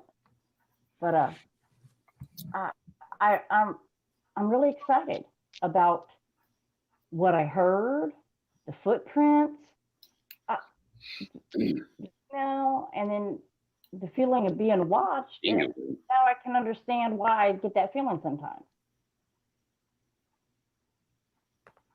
Daniel's gone. I'm sure. Uh-oh. I'm sure he'll come back. Maybe that's the ding I just heard over here. Yeah, that's okay. I have a little experience of doing this, so I don't know. Nikki, was there any other was there another question that you had for Deborah? Well, I got interested in the talk on the chat there because they're mentioning Christy Sci-Fi. Martha had gone out with Patrick, and they did that Folk Arkansas area. And I remember her talking about something about that around the 4th of July, because I remember we had a show that day, and either it was coming up or had already passed something, but it had to do with her going to be able to take a trip. But she's a great person, and she's fun to talk to because she can just take the whole show. You know? Yeah, I'm actually not familiar with her. Oh, yeah, but she's a great gal there in New Orleans, right, Martha? Yeah, I think she's in New Orleans. Oh, there he is. Yep. Yeah, that's exactly where she's from. Yep, Louisiana. I love hearing her Cajun. Oh, hey, Daniel, what's up? Yeah, we weren't talking about you, man. No. It's okay. Hey, no, yeah, glad you're back, man. I'm glad I have this option. I could kick somebody. I can kick somebody out if I have to, Pat. Yeah, man. Well, I almost had to kick you out of chat last night on the SBA show because you were being, what? Like, I don't know, man. I would have loved to hear that. What was going on there? Yeah. He tried to say he was an administrator or a moderator on there. I said, no, you're not. Yeah, Facebook chat. It wasn't even YouTube. Yeah. But I am so excited about this. I'm so excited, and I'm looking forward to October 2021 here in South Carolina for the Bigfoot. Oh yeah, the conference. Yeah. Mm-hmm. Well, Daniel. Yes, indeed. Daniel over here. He's got a conference not too far away from you and me. Also in 2021, Daniel. Yeah. I think that's. I know the one year I could afford to really go, and everything went to shit. Yeah. It's in Ware, Virginia. So, yeah. Virginia? So. Mm-hmm. Yep. Yeah. Actually, I had it. Yeah. I had it scrolling across the bottom of Scrolling. the screen. It's going. Yeah, I'll put it back up there again. If I could find it here under my list. Yeah. There we go. Like some of the conferences are a lot of them canceled already. Like you had to do, Daniel. Of course, Yeah. you live. Right. I mean, your Virginia's just gone to hell. You know, I don't have to tell you that, Yeah. but so you probably wouldn't have been able to do it even if you wanted to. Have any of you been up to the one in Ohio in Salt Fork? Salt Fork. Yeah. I've never been. I've been to there one. back in. I can't. Yeah, I was there back in 2017. Yeah, that was it was actually pretty exciting there to associate with all the different people. Yeah. Yeah, I got to meet Cliff and Bobo. So is that where you met Who Cliff? else was there? Yeah, and who else? I think Lyle Blackburn was there. I got to meet him. There was a couple others. I can't think of their names right offhand. They're all from the West Coast. So, but met some interesting people, and some not away. You know that you always associated with on social media, and once you get to meet them in person, and everybody they get to share stories, you know, with each other. And John, what's his name? John Redturn from Pennsylvania. He was pretty cool to meet in person. Because we actually, I didn't know it, but see, I was there. We stayed at the lodge the first night, and then we ended up getting a cabin. A cabin became available, so we took the cabin. Nice view of the lake. It wasn't waterfront, but it might as well have been. It was right there, real close to the water. But yeah, me and John was actually him and his wife were actually at the cabin next to us, which was cool. So, but yeah, good time. It was a good time to meet up with other people and associate. I think I had the best time at the bar, but you know. So, Yeah. That's but, that. yeah, I'm sure that's fun. Your conference. So like Daniel's conference. Root beer? Daniel's conference this year would have been my first ever Bigfoot conference, actually. You know. Yeah. So, and that of course it would have been fun. But you know. Well, we'll have to restart it all back up. Like me. Yep. Yeah, Nikki will have to get her. Nikki will have to reschedule her airplane ticket and all that again. Oh my God! But that ticket, it was so crazy. They had me going on 4 different planes just to get there. Oh God, you could almost. So it was like, oh my Lord, because I wanted to be there by Friday afternoon, you know, so that I could be there for anything he had going Friday night. And you know, his walk, his when you were gonna go out on a hike. But oh my God, I would have to jump a bunch of different. So I was just planning on taking my little on carry-on. That way I could just have it with me and go straight from plane to plane. No worries about my luggage. Yeah. I had it all planned out, and I was going to get all the way to Charlottesville. Is that the name of it? Yeah. Yeah. And then drive the rest of the way in. Yeah. So, but that all went to poop. At least I got my money back on everything. So yeah, that's good. With, you know, most of the COVID situation, everybody was getting their money back. Yeah. Yeah. I really want to go out on the expeditions. I really want to go out in hot spots in certain time of the year, because now as much as I can about this area and get maps, try and collect sightings and get the data so I can compare it. Okay, this cluster was this time of year over here. That's when they were. Maybe in these 2 or 3 months. Over here, a couple months. Over here, because they move around. They got to move around. Well, I know the South Carolina Bigfoot Festival. Yeah, when the South Carolina Bigfoot Festival takes place, a day or two before the event, there is usually a group of people. They of a couple of the locals organize a gathering. They know the local hotspots around that particular area, and they do take people out there. So yeah, once they start putting out details for next year for the South Carolina Bigfoot Festival, yeah, I'm usually pretty good. I try to share out most of the information. Because last year when I went last year, man, I'm going to tell you what, it was their first annual event. It was a huge turnout. It was all out. A majority of it was all outdoors because they have all the vendors going down up and down both sides of the street. They had live music. They had contests. For speakers, they actually had a building where you could walk into and listen to the speakers. So, but it's a great time there. You'll definitely see Sasquatch around. And that is in Westminster, South Carolina. Okay, Westminster. Okay. Yeah. Which I'm assuming it's only a few hours from Georgia. So. Probably not even. I could probably get there in an hour and a half. Wow. Yeah, it may be that close. I just wasn't sure. I was just assuming it was within a few hours, but so I guess it depends on what part of Georgia you're coming from. But yeah, well, I'm in Northeast Georgia. I could drive to the South Carolina border, like I said, in about 45 minutes. Yeah. Now, Deborah, you're on the more closer to the eastern or central part of South Carolina.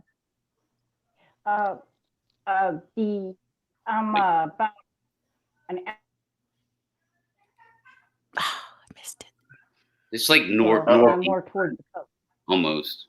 Yeah. Okay. By the coast. Yeah. And I'm about maybe an hour from the North Carolina border.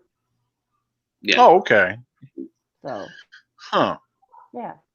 Yeah. Now, North Carolina has a couple different events that take place. To the one here. Well, see, yeah, you could get to the Appalachian Mountains really quick. Actually, you all froze. Yeah. I didn't hear anything. Oh, yeah. Yeah, I was just saying you could get to the Appalachian Mountains like pretty quick, and of course, the Appalachian Mountains are infested. Okay, there you are. Yeah. Yeah. But yeah, North Carolina has a couple different Bigfoot events that take place. I'm very happy.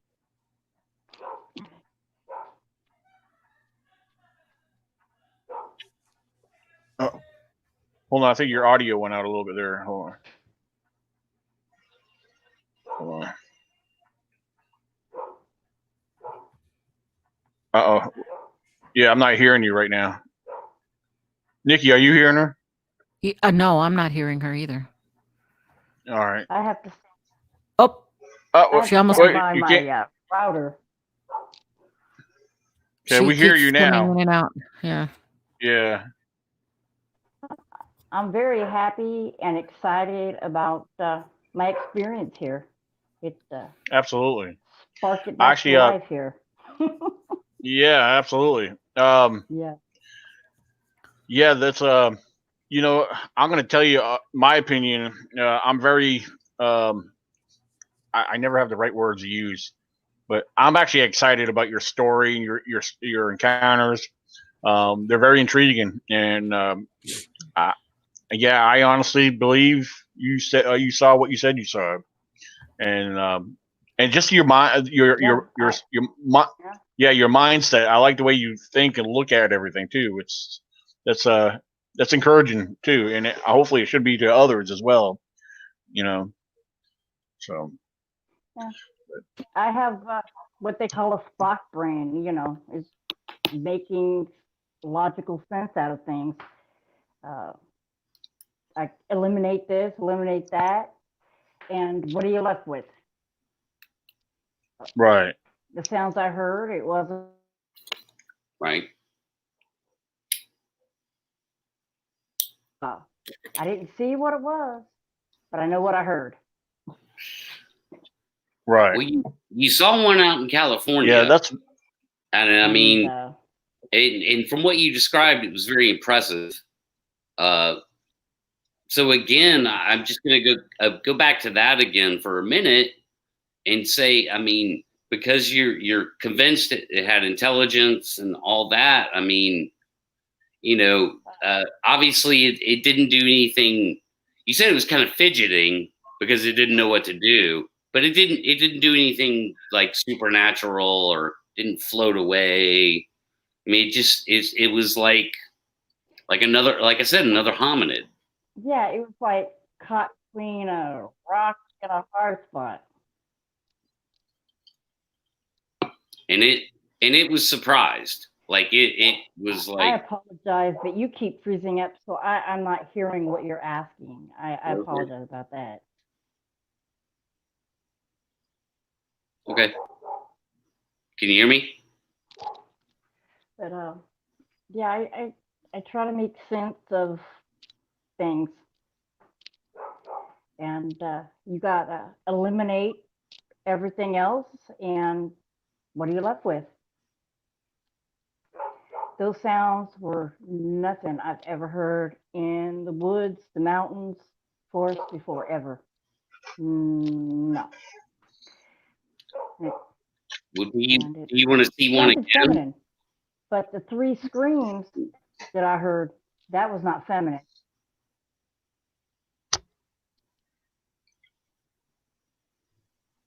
She went. Oh, there we go. She was going in and out there for a little bit. Could you repeat that?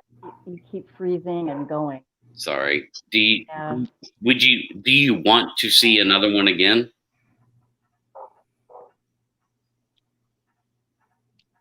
Is it just me, guys, or I don't know. For a long time, honestly. No. Oh. For a long time, after I saw him, I wished ever did. I wish maybe I was 15 minutes earlier or 15 minutes later, but now, yes, I would. Yes, I would. I want to learn everything I can. I want to learn everything I can. And yes, I would. Yes, I would. Yeah. I don't want to get arm's length. I don't want to give them a hug or shake their hand. But right. I'd like to observe in their habitat. I would like to observe me too. What they do. I've heard that they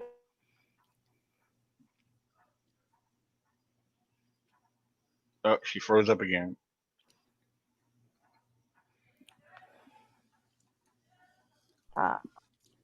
So if they're out and about and somebody's around, they can freeze, look like a bush or a tree. That's some of the reports and I've heard from people. And I find that quite fascinating. And people want answers, especially, it seems like, especially the people who have seen him up close, like Deborah has. Those people seem to want the answers the most, you know? Like, it's like, how do I not know? How do I not know that these things are around? What? How did you change that? There's no evidence, but there's a ton of evidence. There was Jocko that was caught. There was all kinds of reports in the 1800s of them shooting one and killing it, but it stank so bad they didn't take any part of it back. I didn't believe until I saw. Yeah. I didn't have an opinion one way or the other, but I didn't ever think about it. So. And like I said, but it just kind of makes people who have a sighting like you had, Deborah, it makes them the most curious people on the planet as to why. What did I see? Why? What are they? I want to know. I want to know everything there is to know about these damn things, because I grew up nobody ever taught me in school about a freaking Sasquatch. Why am I just learning this as an adult? It's ridiculous to people. Mm-hmm. Yeah. Yeah. Or why do people make fun of people that say they have had a sighting? Why do they discredit them? Try to say, okay, well, you've lived in the mountains all your life and you hunted, but you misidentified what you saw. Absolutely. Yeah, people are that close-minded. Yeah. It's closed-mindedness. That's what it is. Yeah. Mhm. And the scientific community, they don't help. They make it worse. It's like they don't want to know because they already have everything sewn up, their theories, this is how it was. But what we learn in anthropology and archaeology, it is fluid. It's ever changing. There's always new things being found. Again, yeah, the fossil record is incomplete. It's not complete. It's incomplete. Yeah. Yeah, and it changed my whole life. And what got to me was looking into his eyes, locking eyes. That is what Powerful moment. What hooked me, what's driving me, because it was not like looking into a deer or a cow or a horse or a dog. It was like to someone's eyes, the intelligence. Yeah. And that's saying a lot, because you and I both know, I think we all know, is that when you can look into your dog's eyes and see, you could see the love there. I mean, you could see their soul almost, like a dog, just a dog, Yes. So for you to even say it wasn't even like looking in a dog's eyes. That's a powerful statement you just said. Yeah. And I have even offered to take lie detector tests. I have, because Yeah, you don't have to do that for anybody. You know what I don't do that. know what I felt. Yeah. It you was don't have to do frightening. That. Yeah. And like I said, for a long time, I wish I never saw him. I wish I didn't. I wish I would have been 15 minutes later, 15 minutes earlier. But then after a while, it was like, no. It was like a gift, a blessing almost. Yeah. It opened up my eyes to different possibilities. I always love to read the lore about thunderbirds and shapeshifters and wendigos and things like that, and it just fascinated me. And Bigfoot was supposed to be a myth, a story. Well, he's real. And why can't all these other things be real? That opened up so many doors for me. Sure. It did. Yeah, because to you, it was very real.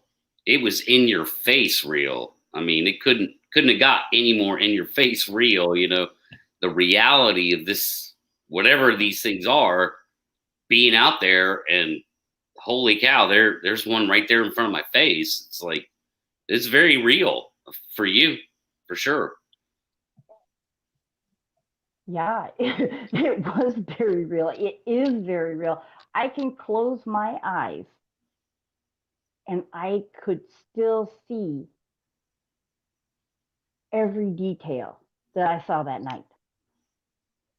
I made sure it was burned into my memory exactly the way I saw it. Exactly. How big? How big was its eyes, Daniel? I don't want to. How big were the eyes? Were they big? They were. They had the white. They had an iris and they had a pupil. The eyes looked almost hazel. They were the irises were like a hazel. They weren't black. They weren't red. But when my headlights hit it, and it first stood up, and there was a eye shine from the headlight. But then when I moved forward, there was no glaring eye shine.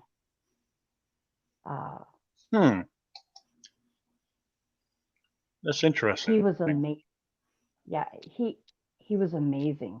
It was amazing. And from the type I saw, I see the films, and a lot of them I'm like, that's genuine. And where they're big, bulky, gorilla looking, that's not what I saw. Yeah. And why I think in different parts of the countries, different regions, they're different, just like people. Yep. Sure. Well, yeah. You know, one of the things I'm thinking of right now, because thinking back when you first shared this, your first initial thought, your mind thought it was a boulder in the road, and yes. I'm thinking this is considering kind of out in the open. That almost sounds like it's they know they were out in the open regardless of where they were. So if to me, I feel like it was in stealth mode. Well, not really stealth mode, but like hide mode. Like it was trying to hide itself, and it just realized it had no choice. Yeah, it had no choice but to get up and move. So I mean that's how I'm looking at it. So it was just it was just amazing. I still think about that, and it's like the feelings come right back. And it really scared me seeing the intelligence in his eyes. It really did. That's what frightened me. The intelligence. And I can't explain why it frightened me. Yeah, that's a powerful statement. Wow.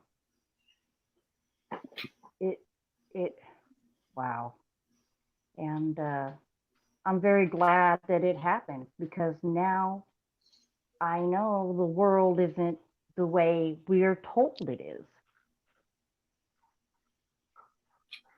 Right.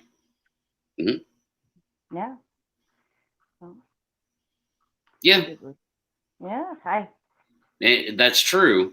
And I don't think that's by design. Like my personal opinion is that, there's no cabal keeping these things secret. It's just that, man, these things just don't want to have anything to do with us, really, outside of like cautious curiosity, maybe. But they're always in control. They're always, I mean, if you listen to the anecdotal accounts, they are always in control. So I think they know that we're not to be messed with. Like, they don't want to have anything to do with us for a good reason, Yes. And if you look way back in the Native American oral traditions before Columbus discovered America or the Spaniards arrived, there's Native American tribes that said that they traded with them, that they taught them things, that the hairy men of the forest could speak their native tongue, that they were cool. Right. So if you think of that, and then you maybe think of other ones that are more aggressive, that in hard winter months will go into a village and kidnap children or women to eat them. There's stories like that too. There's stories where women are kidnapped and used as a mate. There's a lot of stories about that in the Apache. So then America becomes colonized. Okay. They see the people that colonized interact with the natives, and they what? They see the Native Americans dying of sickness or getting shot or hung or captured for slaves or beaten.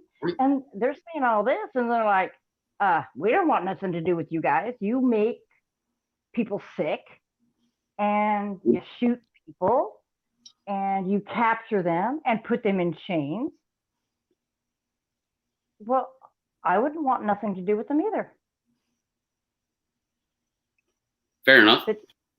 But that's my kind of theory. So yeah, and they might be right. Their instincts might be serving them well.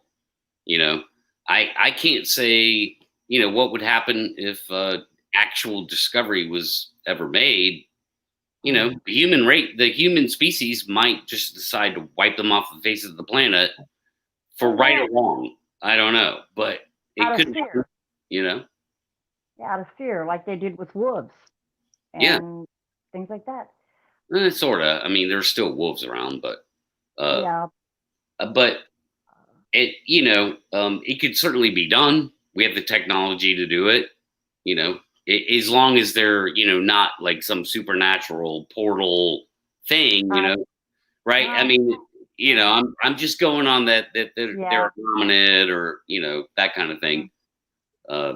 So if that were the case, we certainly could kill every last one in, I don't know, a year and a half, probably take. That would be so wrong. When I go out camping or go in the forest or when I was going out in the mountains, I was more alert. I would smell the air more. I would listen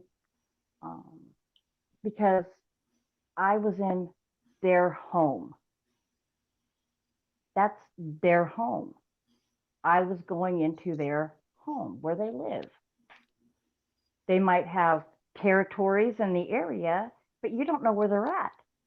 So that's their home. I am the invader. That's how I was feeling when I would go out. I still go out in the woods. I still do that. I go camping. I like to track. I like to do all that. But I'm more cautious. And I listen. It's amazing. And that's part of that life-changing thing, right? I mean, I do the same thing. I'm much more aware than I would have been normally out in the woods, knowing what I know could be out there, you know, could be nearby. So same thing. And it you know, I hate that too. Like, you know, like you said, it's life-changing, you know. It changes your whole approach to the woods. When I used to just worry about bear or coyote. Yeah. And now it's like, 8 foot tall, freaking, monster looking thing. It's like,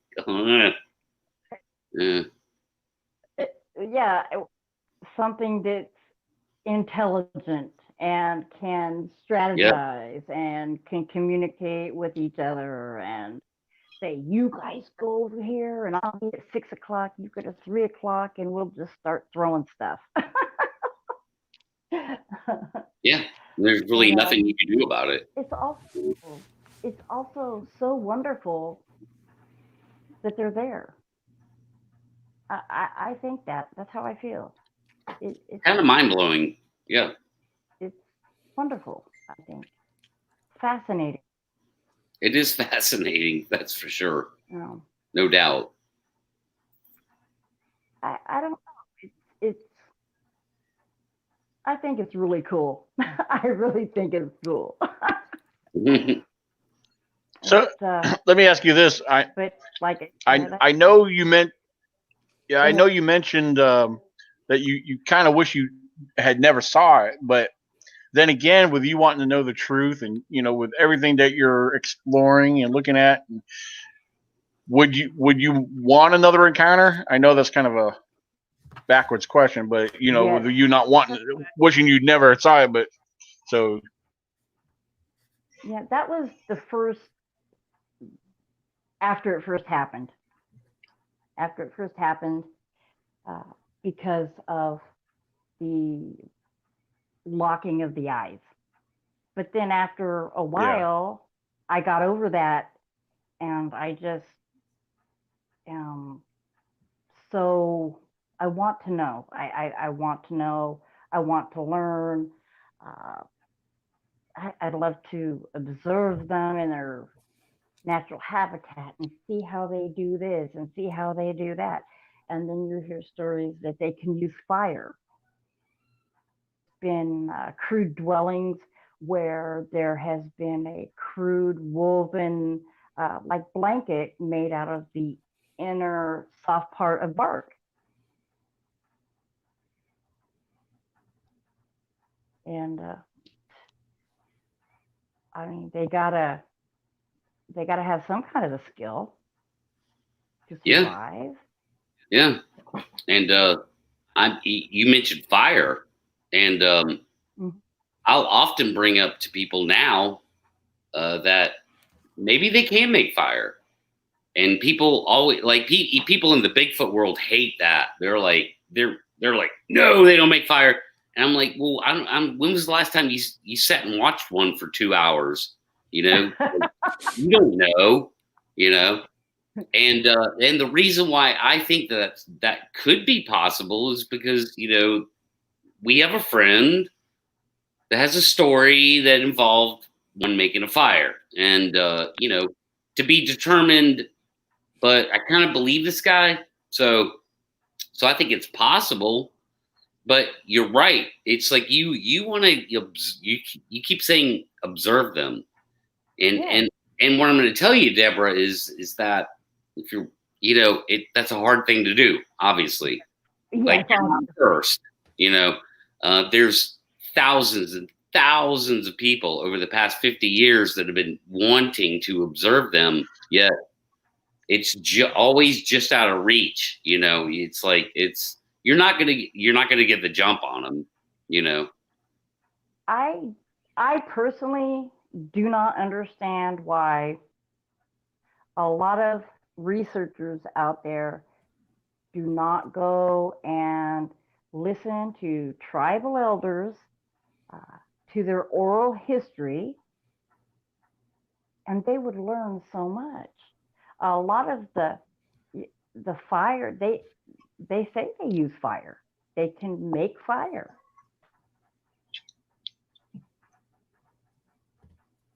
So why would I not believe it? Yeah. I mean, I say to anyone that goes, oh no, they can't make fire. Like, again, well, when was the last time you sat there and watched them for hours? Exactly. Like that doesn't happen. No one. I always say that though, that I don't believe they make fires, only for the reason that I think we'd have way more forest fires than we even do right now. Because I don't believe that they would have that skill to know that, they have to put that fire out completely. I don't know. I mean, they could. I mean, that's. I mean, we don't know. We don't know either way, but I just have a hard time because I think we would see more fires out there in the woods. Figured it out as humans, to this day, we don't build fire pits and fireplaces. Like we're not irresponsible with them. I mean, some people are, accidents happen, but I say there's no reason to believe that they can't make fire. Well, they have two hands, so they could make fire. Right. And I see no I reason. just think that the evidence so far, there would be more evidence. I think there would be more evidence of fires out in the woods. There would be evidence of more burn spots, more, I don't know, more burn spots where we're finding what we think are Bigfoot mounds and Bigfoot house, what do you call them? Wherever they're sleeping, that's never accompanying those, at the same rate. Yeah, and I mean, again, there's so much speculation that would. Oh even yeah, and then you've got them being Yeah. underground making the fires, so you can't see them. You can't see the fires because they're making them in tunnels under the ground. We could go on and on and on and on about where they're making the fires, how they're making the fires. All I'm saying is that I'm open to the possibility that they do make fires instead of being like, oh, there's no way that no way they make. You have to you have to wonder, how are they surviving the winters? How are they keeping warm? Are they only keeping warm from their own body heats together, mounded together in a cave?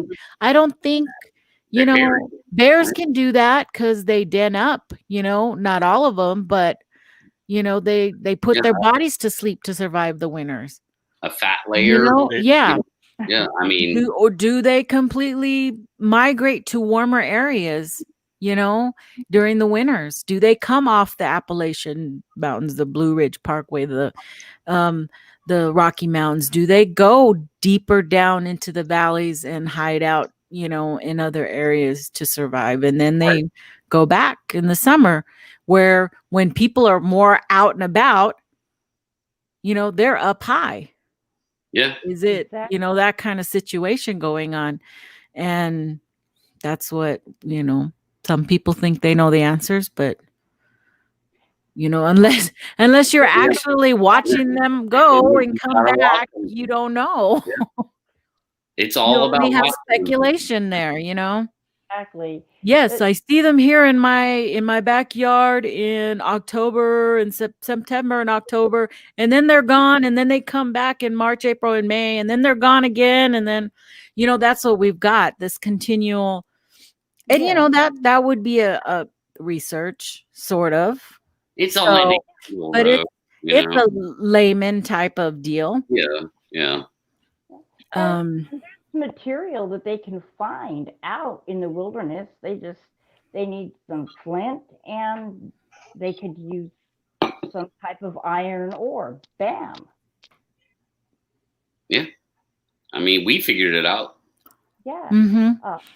Native Americans, the warriors, when they used to travel in hunting parties or raiding parties, they would build a very small fire. Mm-hmm.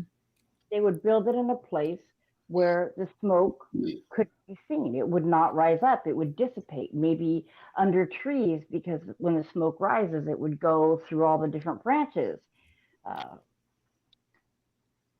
I think the answers lie in your belief.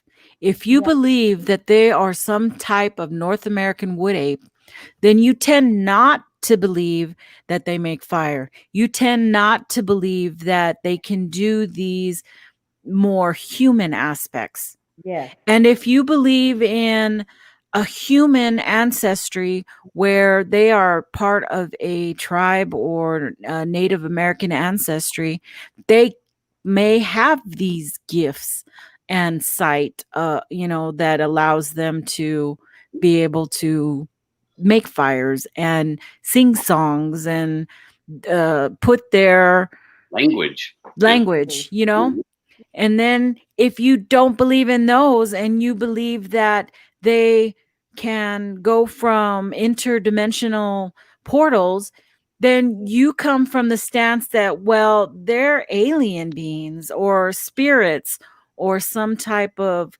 paranormal aspect, and they will know everything. Because if they can do that, then they're much higher intelligence than we are. If they are already mastered the way to, jump into and out of portals to go into different dimensions, then you're talking a whole different thing there. Oh yeah. So, you Yeah. really, it comes from where you stand in right off the bat. We've got Right. these different cliques of where you believe. True. True. And none of them are wrong because we don't have any of the answers. We don't know. But that's what's fun to talk about it. I am not, Uh-huh. yeah, I'm not going to argue with somebody that believes that Bigfoot comes in and out of a portal. I'm not going to argue with somebody that's saying he is a great American ape. I'm not going to argue with people and their views because nobody knows the truth. All I know is that I saw the intelligence, and I believe that that they're not some dumb North American ape just Yeah, of course not. running around in the woods. Yeah. Yeah, I think the Yeah. best way to sum it all up is they are not to be underestimated until we can No, learn they're more not. or find some information out of them. Yeah. Exactly. I mean, And I think there's a good starting point. So, if when people talk about portals, well, okay, you don't. What do you? Okay, if you're going to talk about portals, what do you know about portals? Explain to me in a 30-page, Yeah. scientific freaking paper what a freaking portal is. You don't know that. So I say there's a good starting point, and it's over here. It's some kind of undiscovered hominid, and so let's start there and work our way through it, and we could start actually ruling things out. In my opinion, we can actually rule out an undiscovered hominid because there's ways to look for them. If we can't find them, then there's something else going on. We can move on, into some deeper stuff. But exactly. You eliminate it's process of elimination. mhm. What are you left with? Yes, Neanderthals were humanoids, but they weren't like a modern human. But correct. they were a type of human. Mhm. Yeah, I don't feel anybody is wrong in their belief or their theories or their ideas because I don't know if mine are right. I'm just trying to, like I said, eliminate. But I tend to believe the Native. I'm on a solo. Yeah, I mean, like I said, there's a good starting point.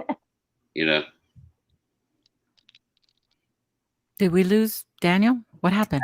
I don't know. I'm in solo No, mode. I'm here. Have to eliminate. I'm like, just- he's gone. That's okay. Like I can do a No, I'm solo. here. Do you guys have any questions? I see one from Pat has a portal next to his head. Oh, yeah. The other side. There you go. Yes. On the other side, the light. Yeah. Here. Oh, the Yeah. light. Yes, and Sorry. one will be That coming go out any minute to the now. or the woods, and they see something that is shimmery. It's shimmery and it's see-through, and it looks kind of like water shimmering. And Mhm. why would I doubt that if they saw it? What if it is not? I wasn't there, so why would I doubt them? Yeah, it- I mean, what's now going there's on with this that? It's whole new. called the predator effect, like from the movie Predator. Yeah. There has been psychics and mediums who have channeled Bigfoot. And their stories are kind of really interesting to hear them talk. And there's even one out there who brought in a Bigfoot into her spirit there and was talking directly to him. And it was pretty interesting. You know, you Wow. don't know what to believe or not, but some of the answers were very surprising. I'll have to find, I think I know where that's at, but Yeah, I'd love. it's interesting because there's more than one psychic who has channeled Bigfoot. This is the first I'm hearing of it. I would love to check it out. Yeah, it's interesting. And I mean, you have to take it for what it's worth, okay? Yeah. If you believe in higher beings and spirits and paranormal and that type, then you can possibly, you know, believe in some of the channeling that goes on. And if you've had experiences in the paranormal, you know, you're more accepting of some of the stuff that goes on when you do that, you know. But some depends if you've ever witnessed a channeling or a mediumship or, you know, something of that nature, whether you will be open to the experience. Yeah. He's very knowledgeable about the paranormal. William Formosa, he really is into that paranormal. Uh-huh. I tend to not to get into any spirit world like that. I would rather Bigfoot, Thunderbird, Skinwalker, Dogman.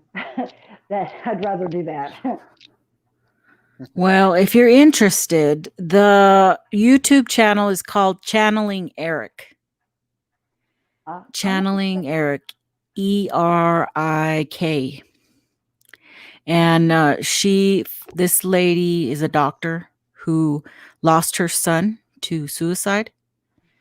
And she was lost and kind of found her, went to a psychic and got readings, but it turned out that many people have talked to her son. And it all came out over years and years and years that her son has been coming and showing up to many psychics around the world because he is a spirit guide. So on one of her shows, you can look up Channeling Eric and then you can search for the Bigfoot episode.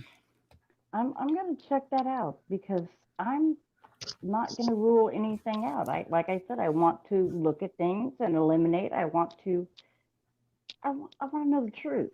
Mm-hmm. Well, that's what, you know, what we're all doing is we're just getting more and more knowledge, more and more information. Whether the information is right or wrong, you're gathering all this and you're putting it back here, and because there may come a time really soon that all this is going to come to light, you know. Just like when you get your footprints, you know, right now it doesn't have a whole lot of oomph to me. It doesn't have a whole lot. But the minute we get a specimen, I guess, all that is going to be worth so much. You know, so it and a lot of other things will start connecting. And I would fight to protect them.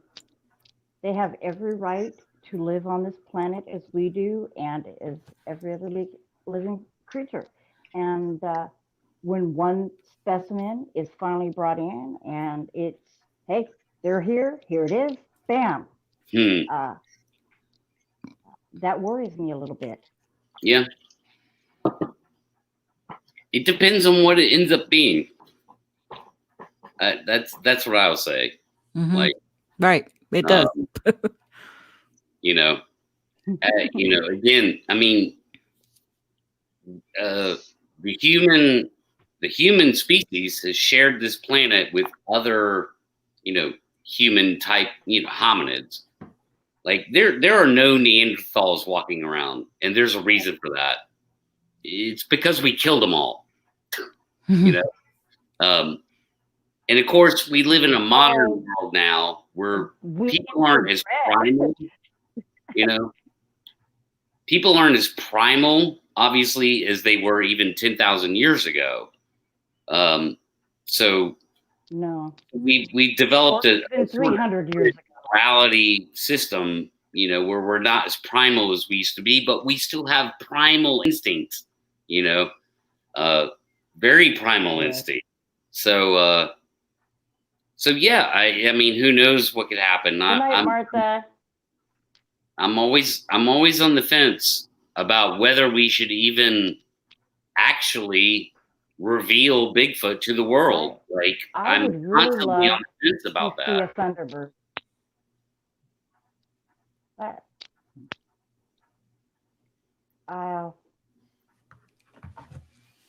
we just don't know. We don't know. We are gathering information and we're sharing information. Absolutely. And Just like for example, your stories. Yeah, your stories, other people's stories. I might never know the truth before I'm dead and gone, but I still want to look for it. Right.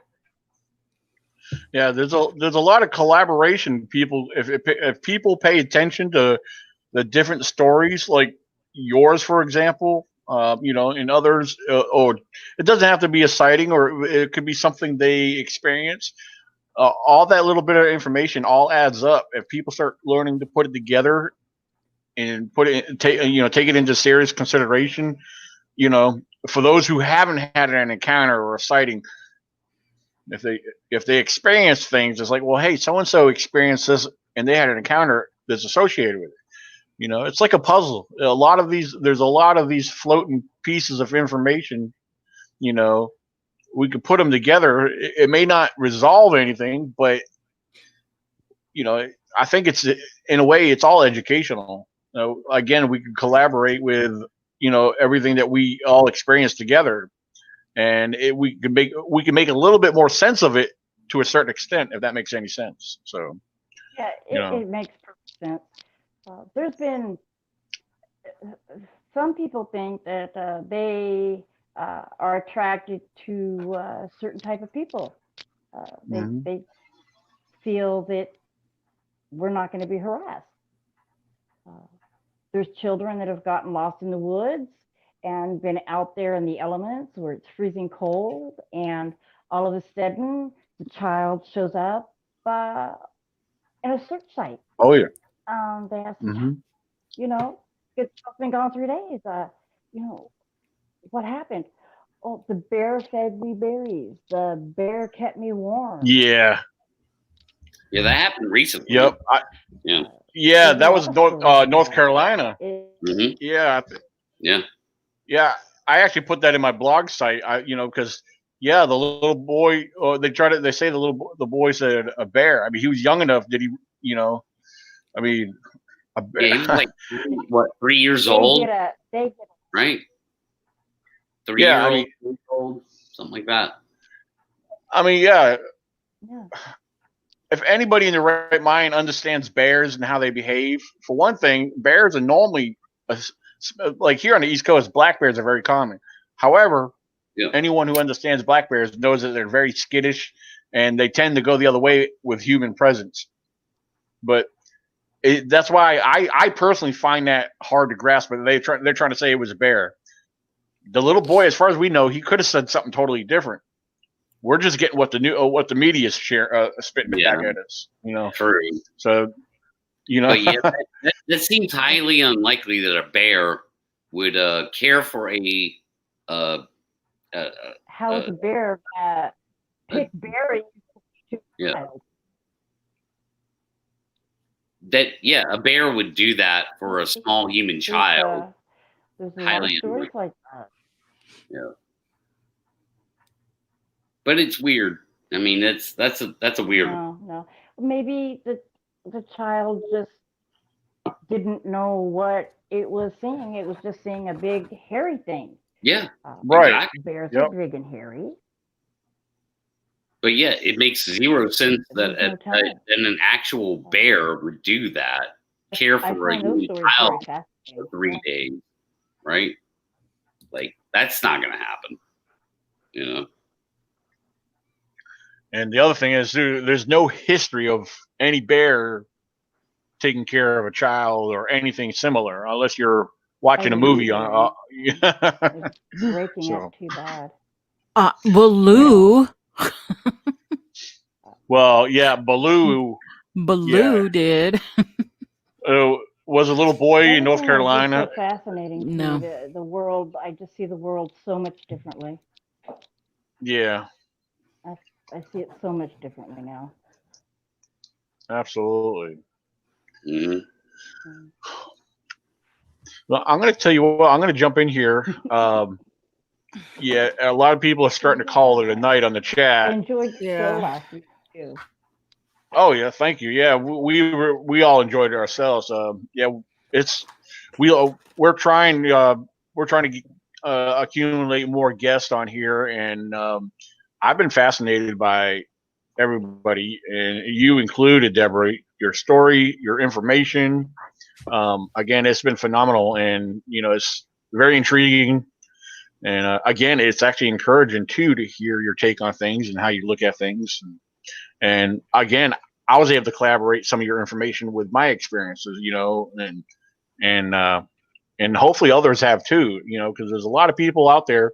There are a lot of people watching, listening, who's had experiences, and when they watch and hear people share their information, it gets them comfortable, because there's some people that only feel comfortable sharing it with maybe a very little, but they, Mhm. more and more people starting to come out and wanting to share their story, and Yeah. that's what we want Right. people to feel, that way, to come forward, Yeah. So You're right. but I mean, I've said this before on other shows. It's like the internet is a game changer. The internet has done things to make people feel comfortable telling their story, visually or audio, whatever, anonymously. I mean, it's a game changer. We have so many more anecdotal accounts now. I mean, it increased by a factor of what 10,000 over the past 15 years. So yeah, thanks for being on, Deborah, and being being willing to show your face and tell your story. Well, Because you're among friends here. No one will make fun of you. Mhm. Thank you. I do appreciate it, and thank you for having me.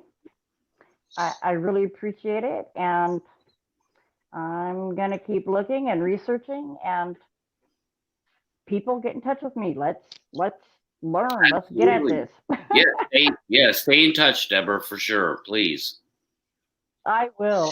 yeah, most And definitely. anytime you'd like me to come on, let me know. It was Mhm. great. Stay in touch. This was great. You guys so much.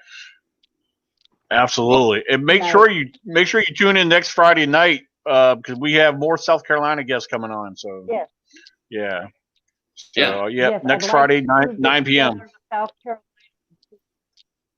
Yes, I will be there. Thank you, Daniel. Okay. Thank you. Well, thank you. Pat, Queen. Oh, it was great. Awesome. Bye-bye. So, all right, you have a good night. Thank you again. You're welcome. right. You're welcome. It was my pleasure. We really enjoyed you too. You were awesome. All right. All right, guys. Well, there we go. That was a good show. I really enjoyed that personally myself. So, and with the chat closing down, well, I say closing down, just starting to diminish it a little bit there. Everybody's going to bed, or we've been on for about approximately roughly 2.5 hours. So 2.5 hours. So yeah, so Oh. it went. I think it went really well. Yeah, Good show. And Pat, Yeah. I think we need to start using that little countdown thing more often. That was pretty good. I like that. Yeah. I'm the producer now. Yes. There you go. Yeah, so maybe throw some banjo music in there next time. Now, I'm just joking. Oh God. I tell you, man, like, speaking of being a producer, like, since we're winding down here, and you cut it off if you want or whatever, but yeah. Let me go ahead and close it out. We'll talk offline. Yeah. So yeah, everybody that's still here, tune in next Friday night. same time, same channel. Tune into Night, the Bat Channel. y'all. Guys, have a good night. Bye, YouTube. Love you, YouTube. Bye. Alrighty.